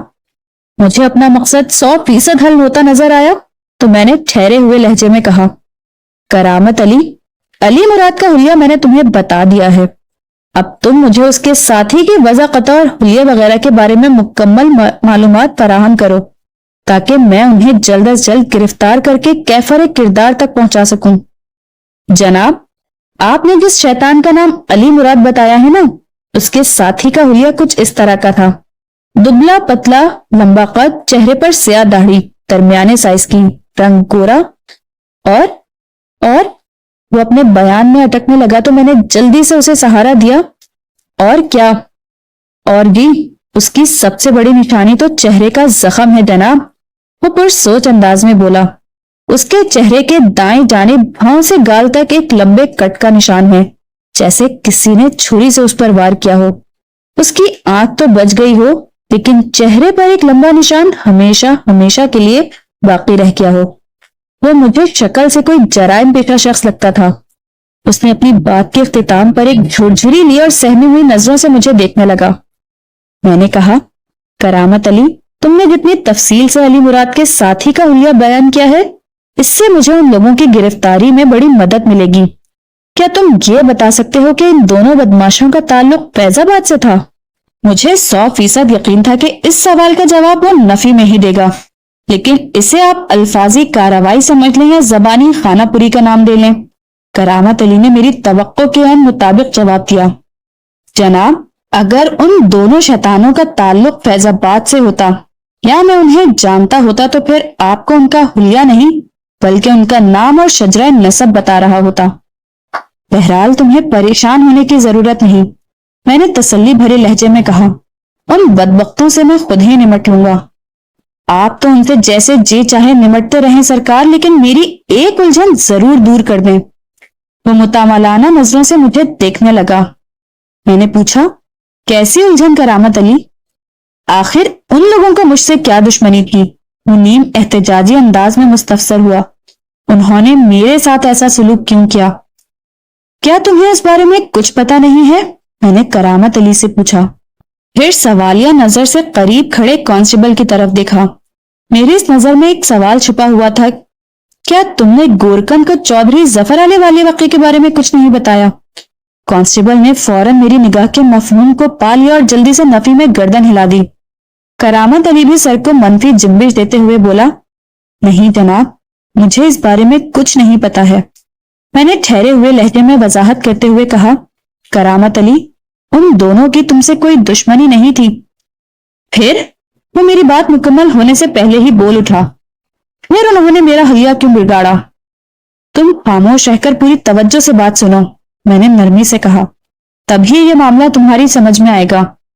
میں نے نہایت ہی مختصر الفاظ میں اسے حالات حاضرہ سے آگاہ کیا اور آخر میں کہا، وہ لوگ تمہارے نہیں، اصل میں چودھری ظفر علی کے دشمن تھے۔ اس نے اضطراری انداز میں ایک مرتبہ پھر بستر سے اٹھنے کی کوشش کی۔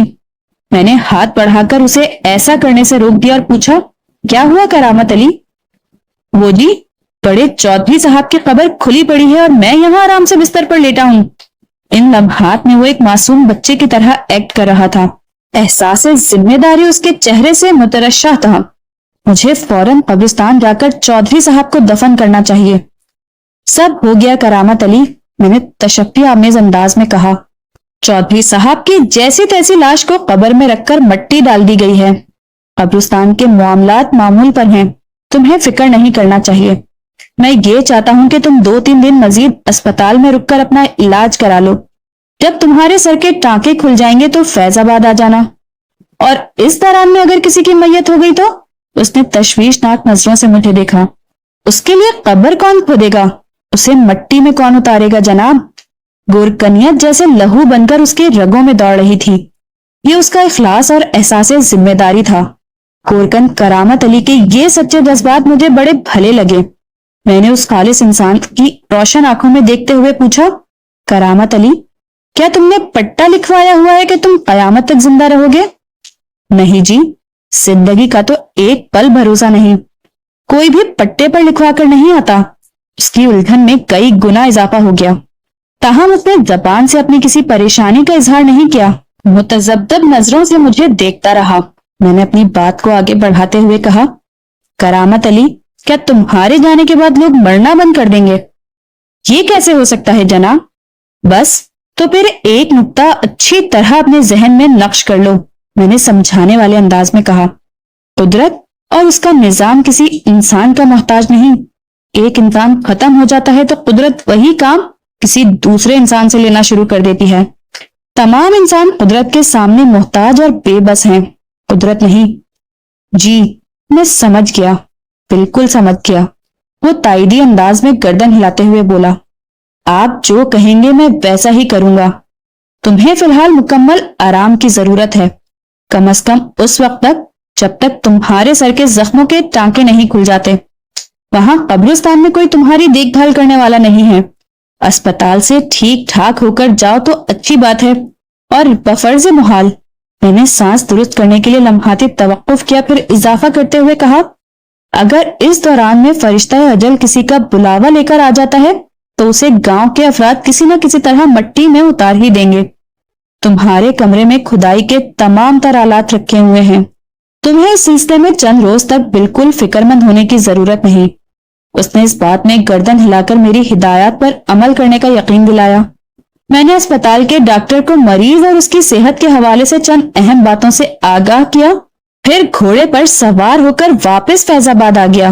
تھانے میں پہنچ کر سب سے پہلے ASI فاروق احمد سے میری ملاقات ہوئی۔ اس کے چہرے پر دبا دبا جوش نظر آیا تو میں نے فوراً اسے اپنے کمرے میں بلا لیا۔ جب وہ بیٹھ چکا تو میں نے کہا، فاروق، لگتا ہے تم نے میری غیر موجودگی میں کوئی بہت بڑا معرکہ مار لیا ہے۔ بڑا تو نہیں ملک صاحب، وہ انکساری سے بولا، لیکن آپ سنیں گے تو خوش ہو جائیں گے۔ ایک پیش رفت تو ہوئی ہے۔ تفصیلات کیا ہیں؟ میں نے اضطراری لہجے میں پوچھا۔ آپ نے ایک بدتمیز گھڑ سوار کا حلیہ مجھے بتایا تھا، وہ وضاحت کرتے ہوئے بولا، جس نے 1 سال پہلے بیری والے کھو پر نرگس نامی ایک الہڑ مٹیار سے دست درازی کرنے کی کوشش کی تھی، اور پھر چودھری ظفر علی نے موقع پر پہنچ کر اس نوجوان کو تھپڑ مارے تھے۔ ہاں، میں نے تمہیں یہ سب بتایا تھا۔ پھر میں نے ماسی جیراں بالفاظ دیگر محمودہ کے تعاون سے اس بدتمیز اکھڑ مزاج گھڑ سوار کا سراغ لگا لیا ہے۔ ASI نے انکشاف انگیز انداز میں بتایا۔ کون ہے وہ؟ میرا تجسس سوا ہو گیا۔ وہ بندہ چودھری رحمت کا بیٹا چودھری حشمت ہے جناب، ASI نے بتایا۔ ہمارے گاؤں فیض آباد سے کوئی 8 میل مغرب میں ایک گاؤں ہے رکھاں والی۔ چودھری رحمت اور چودھری حشمت کا تعلق اسی رکھاں والی سے ہے، اور مزے کی بات یہ ہے، وہ لمحے بھر کے لیے متوقف ہوا، ایک گہری سانس لی، پھر اپنی بات مکمل کرتے ہوئے بولا، چودھری ظفر علی اور چودھری رحمت علی میں بڑے اچھے تعلقات رہے تھے۔ اب تو یہ دونوں چودھری صاحبان پیوندے خاک ہو چکے ہیں۔ 3 ماہ پہلے چودھری رحمت کا انتقال ہوا ہے۔ فاروق، میں نے ایک فوری خیال کے تحت کہا، تم چودھری شہادت علی کو ابھی فوراً تھانے بلا لو، مجھے اس سے بہت ضروری باتیں کرنی ہیں۔ فاروق اٹھا اور اچھا جی کہتے ہوئے میرے کمرے سے نکل گیا۔ یہ قطعاً ضروری نہیں تھا کہ چودھری ظفر علی اور اس کی قبر کے ساتھ جو سلوک کیا گیا تھا اس کے پیچھے رکھاں والی کے چودھری حشمت کا ہاتھ ہو، لیکن کم از کم یہ تو پتا چل گیا تھا کہ چودھری حشمت ایک ایسا شخص تھا جو چودھری ظفر علی سے نفرت کر سکتا تھا۔ میں نے اپنی ذہن کے ایک خانے میں چودھری حشمت کو لاک کیا اور علی مراد اینڈ کمپنی کے بارے میں سوچنے لگا۔ اگر علی مراد اور اس کے ساتھی میں سے کسی کی شناخت ہو جاتی تو میرے لیے تفتیش کے گھوڑے کو آگے بڑھانا آسان ہو جاتا۔ یہ بات تو 100% طے تھی کہ منگل اور بدھ کی درمیانی شب قبرستان میں اور بیری والے کھو پر چودھری ظفر علی مرحوم کے ساتھ جو کارروائی کی گئی تھی اس کے ذمہ دار یہی دونوں افراد تھے۔ ان کا ذاتی منصوبہ تھا یا کسی تیسرے شخص کے اما پر انہوں نے وہ کام انجام دیا تھا، اس بات کا فیصلہ اسی وقت کیا جا سکتا تھا جب وہ دونوں یا ان میں سے کوئی ایک میرے ہتھے چڑھ جاتا۔ تھوڑی دیر کے بعد فاروق واپس آیا اور اس نے آ کر مجھے بتایا، ملک صاحب، میں نے ایک کانسٹیبل کو چودھری کی حویلی کی جانب روانہ کر دیا ہے اور کہا ہے کہ ملک صاحب نے چودھری شہادت علی کو فوراً تھانے بلایا ہے۔ چودھری ظفر علی کے حوالے سے کسی نہایت ہی اہم معاملے پر بات کرنا ہے۔ میرا خیال ہے 20-25 منٹ میں چودھری آپ کے سامنے ہوگا۔ ٹھیک ہے، ہم ان 25 منٹ میں ایک اور ضروری کام نپٹا لیتے ہیں، میں نے گہری سنجیدگی سے کہا۔ تم اپنے فنکار حوالدار کو بلا لاؤ اور اس سے کہنا کہ کاغذ پینسل وغیرہ سب لیتا ہے۔ ASI نے سوالیہ نظروں سے مجھے دیکھا۔ اس کے چہرے کے تاثرات سے اندازہ ہوتا تھا کہ وہ حوالدار کے بلاوے کا مقصد نہیں سمجھا، تاہم اس نے کوئی سوال نہیں کیا اور کمرے سے نکل گیا۔ ہمارے تھانے کے حوالدار سرمد علی کی خوبی یہ بھی تھی کہ اسے آرٹ سے گہرا لگاؤ تھا، خصوصاً وہ فری ہینڈ اسکیچ بنانے کا ماہر تھا۔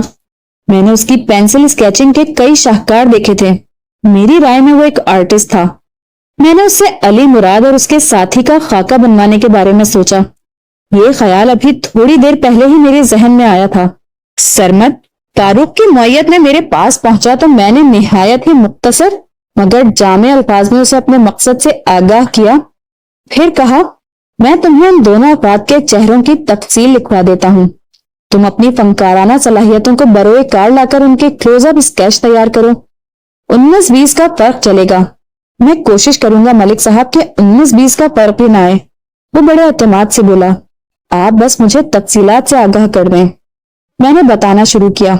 بندہ نمبر 1، تراز قد، کھنگریالے بال، رنگ سانولا، گھنی مونچھیں، آنکھیں سرخ وحشت ٹپکاتی ہوئی۔ لمحے بھر کو توقف کر کے میں نے ایک گہری سانس لی، پھر اضافہ کرتے ہوئے کہا، بندہ نمبر 2، گورا چٹا دبلا پتلا، تراز قامت، چہرے پر درمیانے سائز کی داڑھی، چہرے پر زخم کا نشان، ذرا اس زخم کے نشان کی تفصیل بھی بتا دیں۔ سرمد نے لقمہ دیا۔ وہ چھری یا کسی تیز دھار آلے کے کٹ کا نشان ہے، میں نے ٹھہرے ہوئے لہجے میں بتایا۔ یہ نشان لمبائی کے رخ چہرے کی دائیں طرف بھاؤں سے لے کر گال تک چلا گیا ہے۔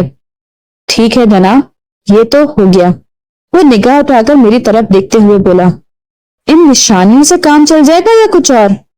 یہ بہت ہے جناب، وہ جلدی سے بولا، میں ان اشاروں کی مدد سے بڑا ٹھیک ٹھاک کام چلا لوں گا۔ ٹھیک ہے، پھر تم جاؤ اور تھانے کے کسی پرسکون گوشے میں بیٹھ کر کام میں جٹ جاؤ، میں نے زیر لب مسکراتے ہوئے کہا۔ کام ایسا ہونا چاہیے کہ ان خبیثوں کے خاکے بولنے لگیں۔ آپ فکر ہی نہ کریں ملک صاحب، وہ بڑے فخر سے بولا، پہلے میں پینسل کی نوک کی مدد سے ان کے خاکوں کو بولنے پر مجبور کروں گا، اور جب آپ انہیں گرفتار کر کے میرے حوالے کریں گے تو میں ان کی زبان کھلوانے کے لیے کسی اور شے کی نوک آزماؤں گا۔ انشاءاللہ بہت جلد تمہیں یہ موقع ملنے والا ہے، میں نے ٹھوس لہجے میں کہا۔ حوالدار خوش ہو کر میرے کمرے سے رخصت ہو گیا۔ اس کے جانے کے بعد میں اور ASI Farooq Ali Murad and company کے بارے میں گفتگو کرنے لگے۔ ہمیں اس موضوع پر صلاح مشورہ کرتے تھوڑی دیر ہی ہوئی تھی کہ چودھری شہادت علی اپنے حواریوں کے ساتھ تھانے پہنچ گیا۔ میں نے اس کے دائیں اور بائیں بازو یعنی طفیل اور احسان کو باہر ہی برآمدے میں روک کر چودھری کو اپنے کمرے میں بلا لیا۔ السلام علیکم ملک صاحب، اس نے اندر داخل ہوتے ہی بآواز بلند مجھے سلام کیا، پھر بولا، سنا ہے آپ نے ابا جی کے مجرموں تک رسائی حاصل کر لی ہے۔ اللہ آپ کی زبان مبارک کرے چودھری صاحب، میں نے گہری سنجیدگی سے کہا۔ وہ دن دور نہیں جب میں ان مجرموں کو گردنوں سے پکڑ کر آپ کے سامنے مرغا بنا دوں گا، لیکن اس کام کے لیے مجھے آپ کا تعاون درکار ہے، اور آپ ہیں کہ میں حاضر ہوں ملک صاحب، وہ کرسی پر بیٹھتے ہوئے بولا۔ آپ نے بلایا اور میں بھاگا دوڑا چلا آیا۔ میں نے اب تک آپ سے مکمل تعاون کیا ہے، اب بھی جو حکم ہو فرمائیں، میں تیار ہوں۔ اس نے بات کے اختتام پر سوالیہ نظر سے مجھے دیکھا تو میں نے کہا، چودھری صاحب، جیسا کہ میں نے آپ سے پہلے بھی کہا تھا کہ جس بندے نے آپ کے ابا جی کی قبر اور لاش کے ساتھ قابل مذمت سلوک کیا ہے، وہ چودھری صاحب کے لیے اپنے دل اور دماغ میں غصہ اور نفرت رکھتا ہوگا۔ میں نے ایک ایسے ہی دشمن کا سراغ لگایا ہے، بس آپ کو تصدیق کے لیے بلایا ہے۔ وہ بدبخت کون ہے؟ چودھری نے فنکار سے مشابہ لہجے میں پوچھا۔ قد چھوٹا، گندمی رنگت، جسم بھاری، ہلکی مونچھیں، کان بڑے بڑے اور بائیں گال پر چنے کے دانے کے برابر سیاہ مسا۔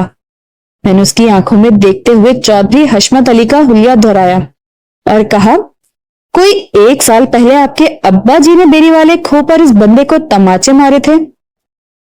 اوہ، تو آپ چودھری حشمت کی بات کر رہے ہیں؟ ہاں، میں نے اس بات میں گردن ہلائی۔ اچھا ہوا آپ پہچان گئے، اب مجھے آپ اس واقعے کے بارے میں تفصیل سے بتائیں۔ واقعہ کیا تھا جناب؟ وہ سرسری انداز میں بولا، لگ بھگ 1 سال پہلے چودھری رحمت کا بیٹا چودھری حشمت گھوڑے پر سوار ہو کر ہمارے گاؤں سے گزر رہا تھا کہ بیری والے کھو پر عورتوں کو پانی بھرتے دیکھ کر رک گیا۔ پھر وہ نرگس نامی ایک دوشیزہ سے چھیڑ چھاڑ کرنے لگا۔ اتفاق سے ابا جی کا ادھر سے گزر ہوا، انہوں نے بدتمیزی کے کھلم کھلا مظاہرہ دیکھا تو ان سے برداشت نہ ہوا۔ انہوں نے موقع پر پہنچ کر نہ صرف یہ کہ چودھری حشمت علی کو برا بھلا کہا، بلکہ اس کے منہ پر 2-4 تھپڑ بھی مار دیے تھے۔ ابا جی نے ہی یہ پورا واقعہ مجھے سنایا تھا، اور میں نے سنا ہے چودھری ظفر علی اور چودھری رحمت میں بڑے اچھے تعلقات تھے۔ میں نے چپتے ہوئے لہجے میں کہا، وہ چودھری حشمت کو سمجھا بجھا کر اور ڈانٹ ڈپٹ کر کر بھی تو رخصت کر سکتے تھے، تماچے مارنے کی آخر ضرورت کیا تھی؟ آپ کو پتہ نہیں ہے ملک صاحب کہ ابا بھی عورت کی عزت کے حوالے سے کتنے حساس اور جذباتی تھے، وہ گہری سنجیدگی سے بولا۔ انہوں نے گھر آ کر جب مجھے یہ واقعہ سنایا تو ساتھ یہ بھی کہا تھا، حشمت تو میرے دوست رحمت کا بیٹا تھا، اگر تم یعنی مجھ سے بھی ایسی نیچ حرکت ہوتی تو ان کے تعاق سے کوئی مجھے بچا نہیں سکتا تھا۔ وہ لمحے بھر کے لیے تھما، ایک گہری سانس خارج کی، پھر اضافہ کرتے ہوئے بولا، اور بعین یہی بات انہوں نے چودھری رحمت سے بھی کہی تھی۔ چودھری رحمت نے ابا جی کے عمل کا برا نہیں منایا، بلکہ الٹا انہوں نے اپنے بیٹے چودھری حشمت کو ہی لان تان کی تھی۔ اور اب چونکہ چودھری رحمت کے انتقال کو 3 ماہ گزر چکے ہیں، کم و بیش 1 ماہ پہلے آپ کے ابا جی بھی اس دنیا سے رخصت ہو گئے۔ میں نے چودھری شہادت علی کی آنکھوں میں دیکھتے ہوئے کہا، چودھری حشمت کے دل میں آپ کے ابا جی کے لیے جو ناپسندیدگی اور نفرت چھپی ہوئی تھی وہ اب رنگ دکھا سکتی ہے۔ کیا خیال ہے چودھری صاحب، یہ سب کچھ اسی چودھری حشمت کے اشارے پر تو نہیں کیا گیا؟ چودھری ظفر علی نے بیری والے کھو پر حشمت کو تھپڑ مارے تھے، اور اب چودھری ظفر علی کے دونوں ہاتھ بھی بیری والے کھو پر ہی کاٹے گئے ہیں۔ یہ تو چودھری حشمت کی کھلی انتقامی کارروائی نظر آتی ہے۔ آپ کی بات میں وزن ہے ملک صاحب، وہ متوجہ نظر سے مجھے دیکھتے ہوئے بولا، لیکن میرا خیال ہے وہ معاملہ بھی تبھی رفع دفع ہو گیا تھا۔ چودھری رحمت بالکل پہلے کی طرح ابا جی سے ملتا رہا تھا۔ کیا چودھری حشمت نے بھی آپ کے گاؤں کے ساتھ مراسم بحال رکھے ہیں؟ نہیں جی، اس نے پھر کبھی ادھر کا رخ نہیں کیا۔ چودھری صاحب، میں نے سنسناتے ہوئے لہجے میں کہا، دلوں میں روشن نفرت کی چنگاریاں اتنی آسانی سے نہیں بجھا کرتی۔ میرا دھیان تو سیدھا سیدھا چودھری حشمت کی طرف جا رہا ہے۔ میں ایک ضروری کام سے نمٹ لوں، پھر رکھا والی پر چڑھائی کا ارادہ ہے۔ ضروری کام؟ اس نے سوالیہ نظر سے مجھے دیکھا۔ تو مشکوک بندوں کی شناخت کا معاملہ ہے، میں نے معنی خیز انداز میں گردن ہلاتے ہوئے کہا۔ گورکن نے ان دونوں کا حلیہ بڑی وضاحت کے ساتھ بتا دیا تھا۔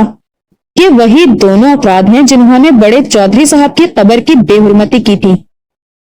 آپ نے پہلے مجھے ان کے بارے میں کچھ کیوں نہیں بتایا؟ وہ شاکی لہجے میں بولا۔ اس سے پہلے کہ میں اس کے شکوے کو رفع دفع کرتا، حوالدار سرمد علی کامیابی کا نعرہ لگاتے ہوئے میرے کمرے میں داخل ہوا۔ اس نے اپنے ہاتھ میں پینسل اسکیچ والے 2 صفحات بھی پکڑ رکھے تھے۔ لیجئے ملک صاحب، میں نے اپنا کام مکمل کر دیا۔ میں نے فاتحانہ نظر سے چودھری شہادت علی کی طرف دیکھا اور کہا، آپ 2 بندوں کے خالی خالی ذکر کو چھوڑیں جی، میں آپ کو ان کی تصویریں دکھاتا ہوں۔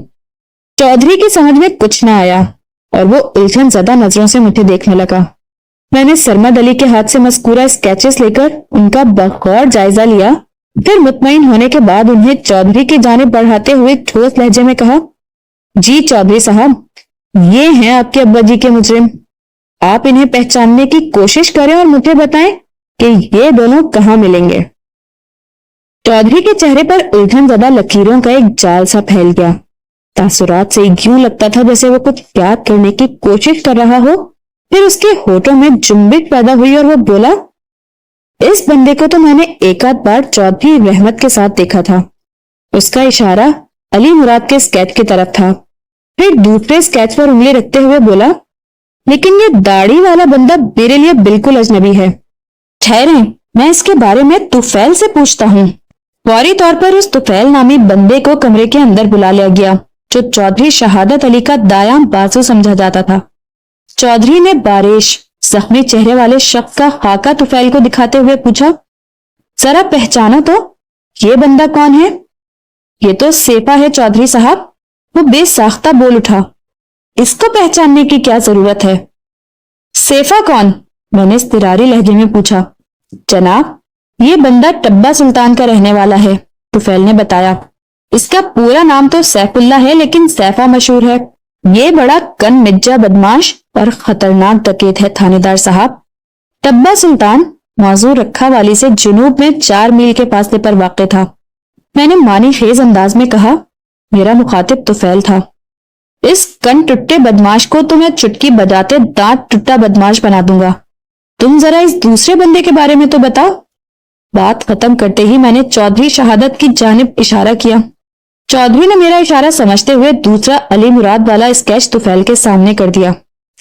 اس پر نظر پڑتے ہی طفیل جلدی سے بولا، جناب، یہ تو مراد ہے، میرا مطلب ہے علی مراد، یہ رکھا والی کا رہنے والا ہے۔ حوالدار سرمد علی نے دل کی گہرائیوں اور ذہن کی گہرائیوں کے ساتھ وہ اسکیچ تیار کیے تھے۔ میرا دل خوش ہو گیا۔ میں نے جوش بھرے لہجے میں کہا، شاباش سرمد، تمہاری ساری محنت وصول ہو گئی۔ پھر میں نے روئے سخن چودھری شہادت علی کی طرف موڑتے ہوئے کہا، چودھری صاحب، ساری صورتحال اب آپ کے سامنے ہے۔ چودھری حشمت اس افسوسناک واقعے میں ملوث ہے یا نہیں، اس بات کا فیصلہ خود بخود ہو جائے گا۔ میں پہلی فرصت میں علی مراد اور سیف اللہ کو گرفتار کر رہا ہوں۔ یہی وہ دو افراد ہیں جنہوں نے بڑے چودھری صاحب کی قبر کا حشر نشر کیا۔ بسم اللہ کریں جناب، وہ ٹھہرے ہوئے لہجے میں بولا۔ جب یہ دونوں شیطان آپ کی تفتیش کی چکی میں پسیں گے تو ان کی زبانیں خود بخود کھل جائیں گی۔ ایک بات کا تو مجھے پکا یقین ہے۔ وہ لمحاتی توقف کے بعد ایک گہری سانس خارج کرتے ہوئے بولا، مراد اور سیفا جیسے سڑک چھاپ گنڈے اپنی مرضی سے اتنا بڑا اور خطرناک کام نہیں کر سکتے۔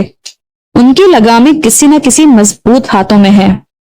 ان مضبوط ہاتھوں تک پہنچنا اور انہیں جڑ سے کمزور بنانے کی ذمہ داری مجھ پر عائد ہوتی ہے چودھری صاحب، میں نے پرعزم انداز میں کہا۔ آپ مطمئن ہو کر حویلی جائیں، آج جمعرات ہے، انشاءاللہ کل شام سے پہلے آپ کے ابا جی کے مجرم اسی تھانے کی حوالات میں بند ہوں گے۔ وہ میرا شکریہ ادا کر کے رخصت ہو گیا۔ جب بھیڑ چھٹ گئی تو ASI فاروق نے مجھ سے کہا، کیا خیال ہے ملک صاحب، ہم کل رکھا والی اور ٹبا سلطان کی طرف جائیں گے؟ کل کا مطلب ہے آج، میں نے چٹانی لہجے میں کہا۔ کل کا مطلب آج کیسے ہوا جناب؟ وہ الجھن زدہ نظروں سے مجھے دیکھنے لگا۔ میں نے اپنے بزرگوں سے سن رکھا ہے کہ اگر کسی بندے پر مضبوط ہاتھ ڈالنا ہو تو اسے سورج طلوع ہونے سے پہلے گھر پر پکڑو، میں نے جواب میں بتایا۔ لہٰذا ہم آج رات کے آخری پہر یہاں سے روانہ ہوں گے۔ رکھا والی فیض آباد سے کوئی 8 میل دور مغرب میں واقع ہے اور ٹبا سلطان رکھا والی سے 4 میل جنوب میں، یعنی ہمیں زیادہ سے زیادہ 12 میل میں جانے اور 12 میل واپسی میں سفر طے کرنا ہوگا۔ میرے ذہن میں ترتیب پانے والے پروگرام کے مطابق ہم پہلے سیف اللہ پر ہاتھ ڈالیں گے، اس کے بعد واپسی میں علی مراد کی گردن ناپ لیں گے۔ جب ہم ان دونوں خبیثوں کو لے کر تھانے کی جانب سفر شروع کریں گے تو رکھا والی میں سورج طلوع ہو رہا ہوگا۔ میں نے لمحاتے توقف کر کے ایک گہری سانس لی، پھر بات مکمل کرتے ہوئے کہا، اور تم بھی اس مشن میں میرے ہمراہ ہوں گے۔ ہمارے ساتھ صرف 2 کانسٹیبل جائیں گے، ہم چاروں الگ الگ گھوڑوں پر سوار ہوں گے۔ انشاءاللہ کل دوپہر سے پہلے ہم کامیاب تھانے لوٹ آئیں گے۔ اب تم فوراً روانگی کے انتظامات میں لگ جاؤ۔ روانگی کے وقت کوئی کمی محسوس نہیں ہونا چاہیے۔ آپ بالکل بے فکر ہو جائیں ملک صاحب، وہ ٹھوس لہجے میں بولا۔ اس کے لہجے میں موجود اعتماد کو دیکھ کر مجھے بڑی خوشی ہوئی۔ بروز جمعۃ المبارک بوقت سپہر میرے تھانے کے ٹرائل روم سے بلبلانے کی آوازیں آ رہی تھیں۔ حوالدار سرمد علی نے جن 2 افراد کے پینسل اسکیچ بنائے تھے، اس وقت وہ دونوں بندے اس کی تحویل میں تھے اور وہ ان کی زبانیں کھلوانے کے لیے مختلف نسخے آزما رہا تھا۔ مجھے سرمد کے کہے ہوئے الفاظ یاد آ گئے۔ اس نے بڑے فخر سے کہا تھا، ملک صاحب میں پینسل کی نوک کی مدد سے ان کے خاکوں کو بولنے پر مجبور کروں گا، اور جب آپ انہیں گرفتار کر کے میرے حوالے کریں گے تو میں ان کی زبانیں کھلوانے کے لیے کسی اور شے کی نوک آزماؤں گا۔ اس وقت وہ دونوں زبان کھلنے کے مراحل سے گزر رہے تھے۔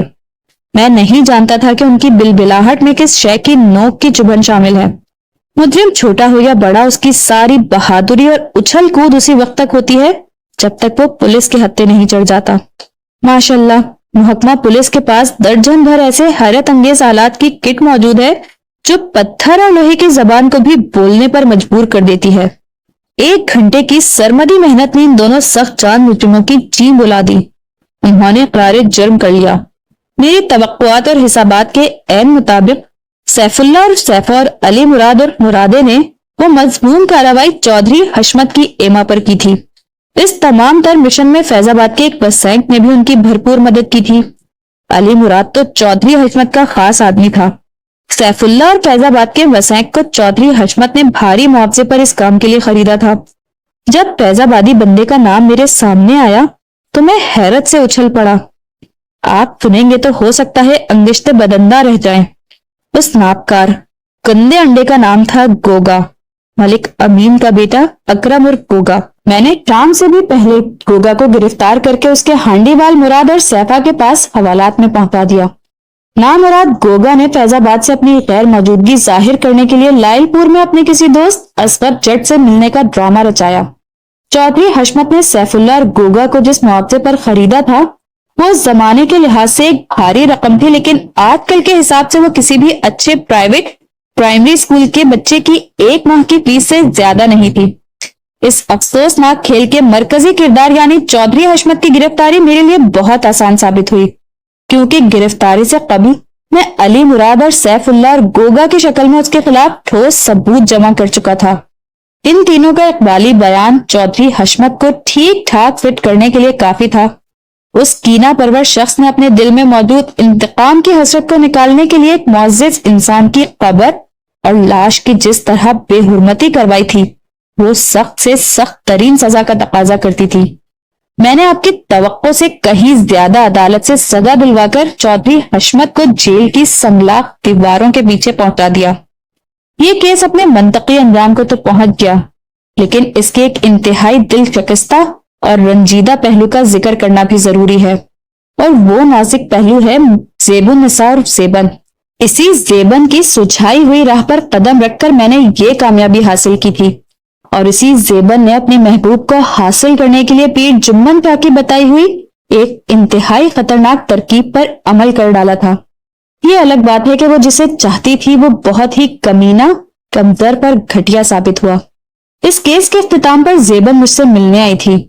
گوگا کی مجرمانہ ذہنیت والے انکشاف کے بعد اس کے دل اور دماغ کی جو کیفیت ہوئی ہوگی اس کا اندازہ بخوبی لگا سکتے ہیں۔ زیبن کے لیے میرے دل میں ہمدردی اور خلوص کے جذبات تھے۔ میں نے اسے غمزدہ بیٹی کی حیثیت سے ٹریٹ کیا اور یہی مشورہ دیا کہ وہ اپنے باپ کی خواہش کے مطابق شادی کر لے۔ گوگا والے غم کو بھلانے کے لیے ضروری تھا کہ اس کی فوراً کہیں شادی ہو جائے۔ زیبن نے کسی قسم کا جذباتی بخار چڑھانے کی بجائے گہری سنجیدگی سے میرے مشورے پر عمل کیا، اور آنے والے دنوں میں اس کی پھپھی ذات مشتاق اور مشتاقہ سے اس کی شادی ہو گئی۔ اب تو ماشاءاللہ وہ نانی دادی بن چکی ہوگی۔ چلتے چلتے قارئین سے یہی درخواست کروں گا کہ کبھی بغض اور کینے کو اپنے دل میں جگہ نہ دیں۔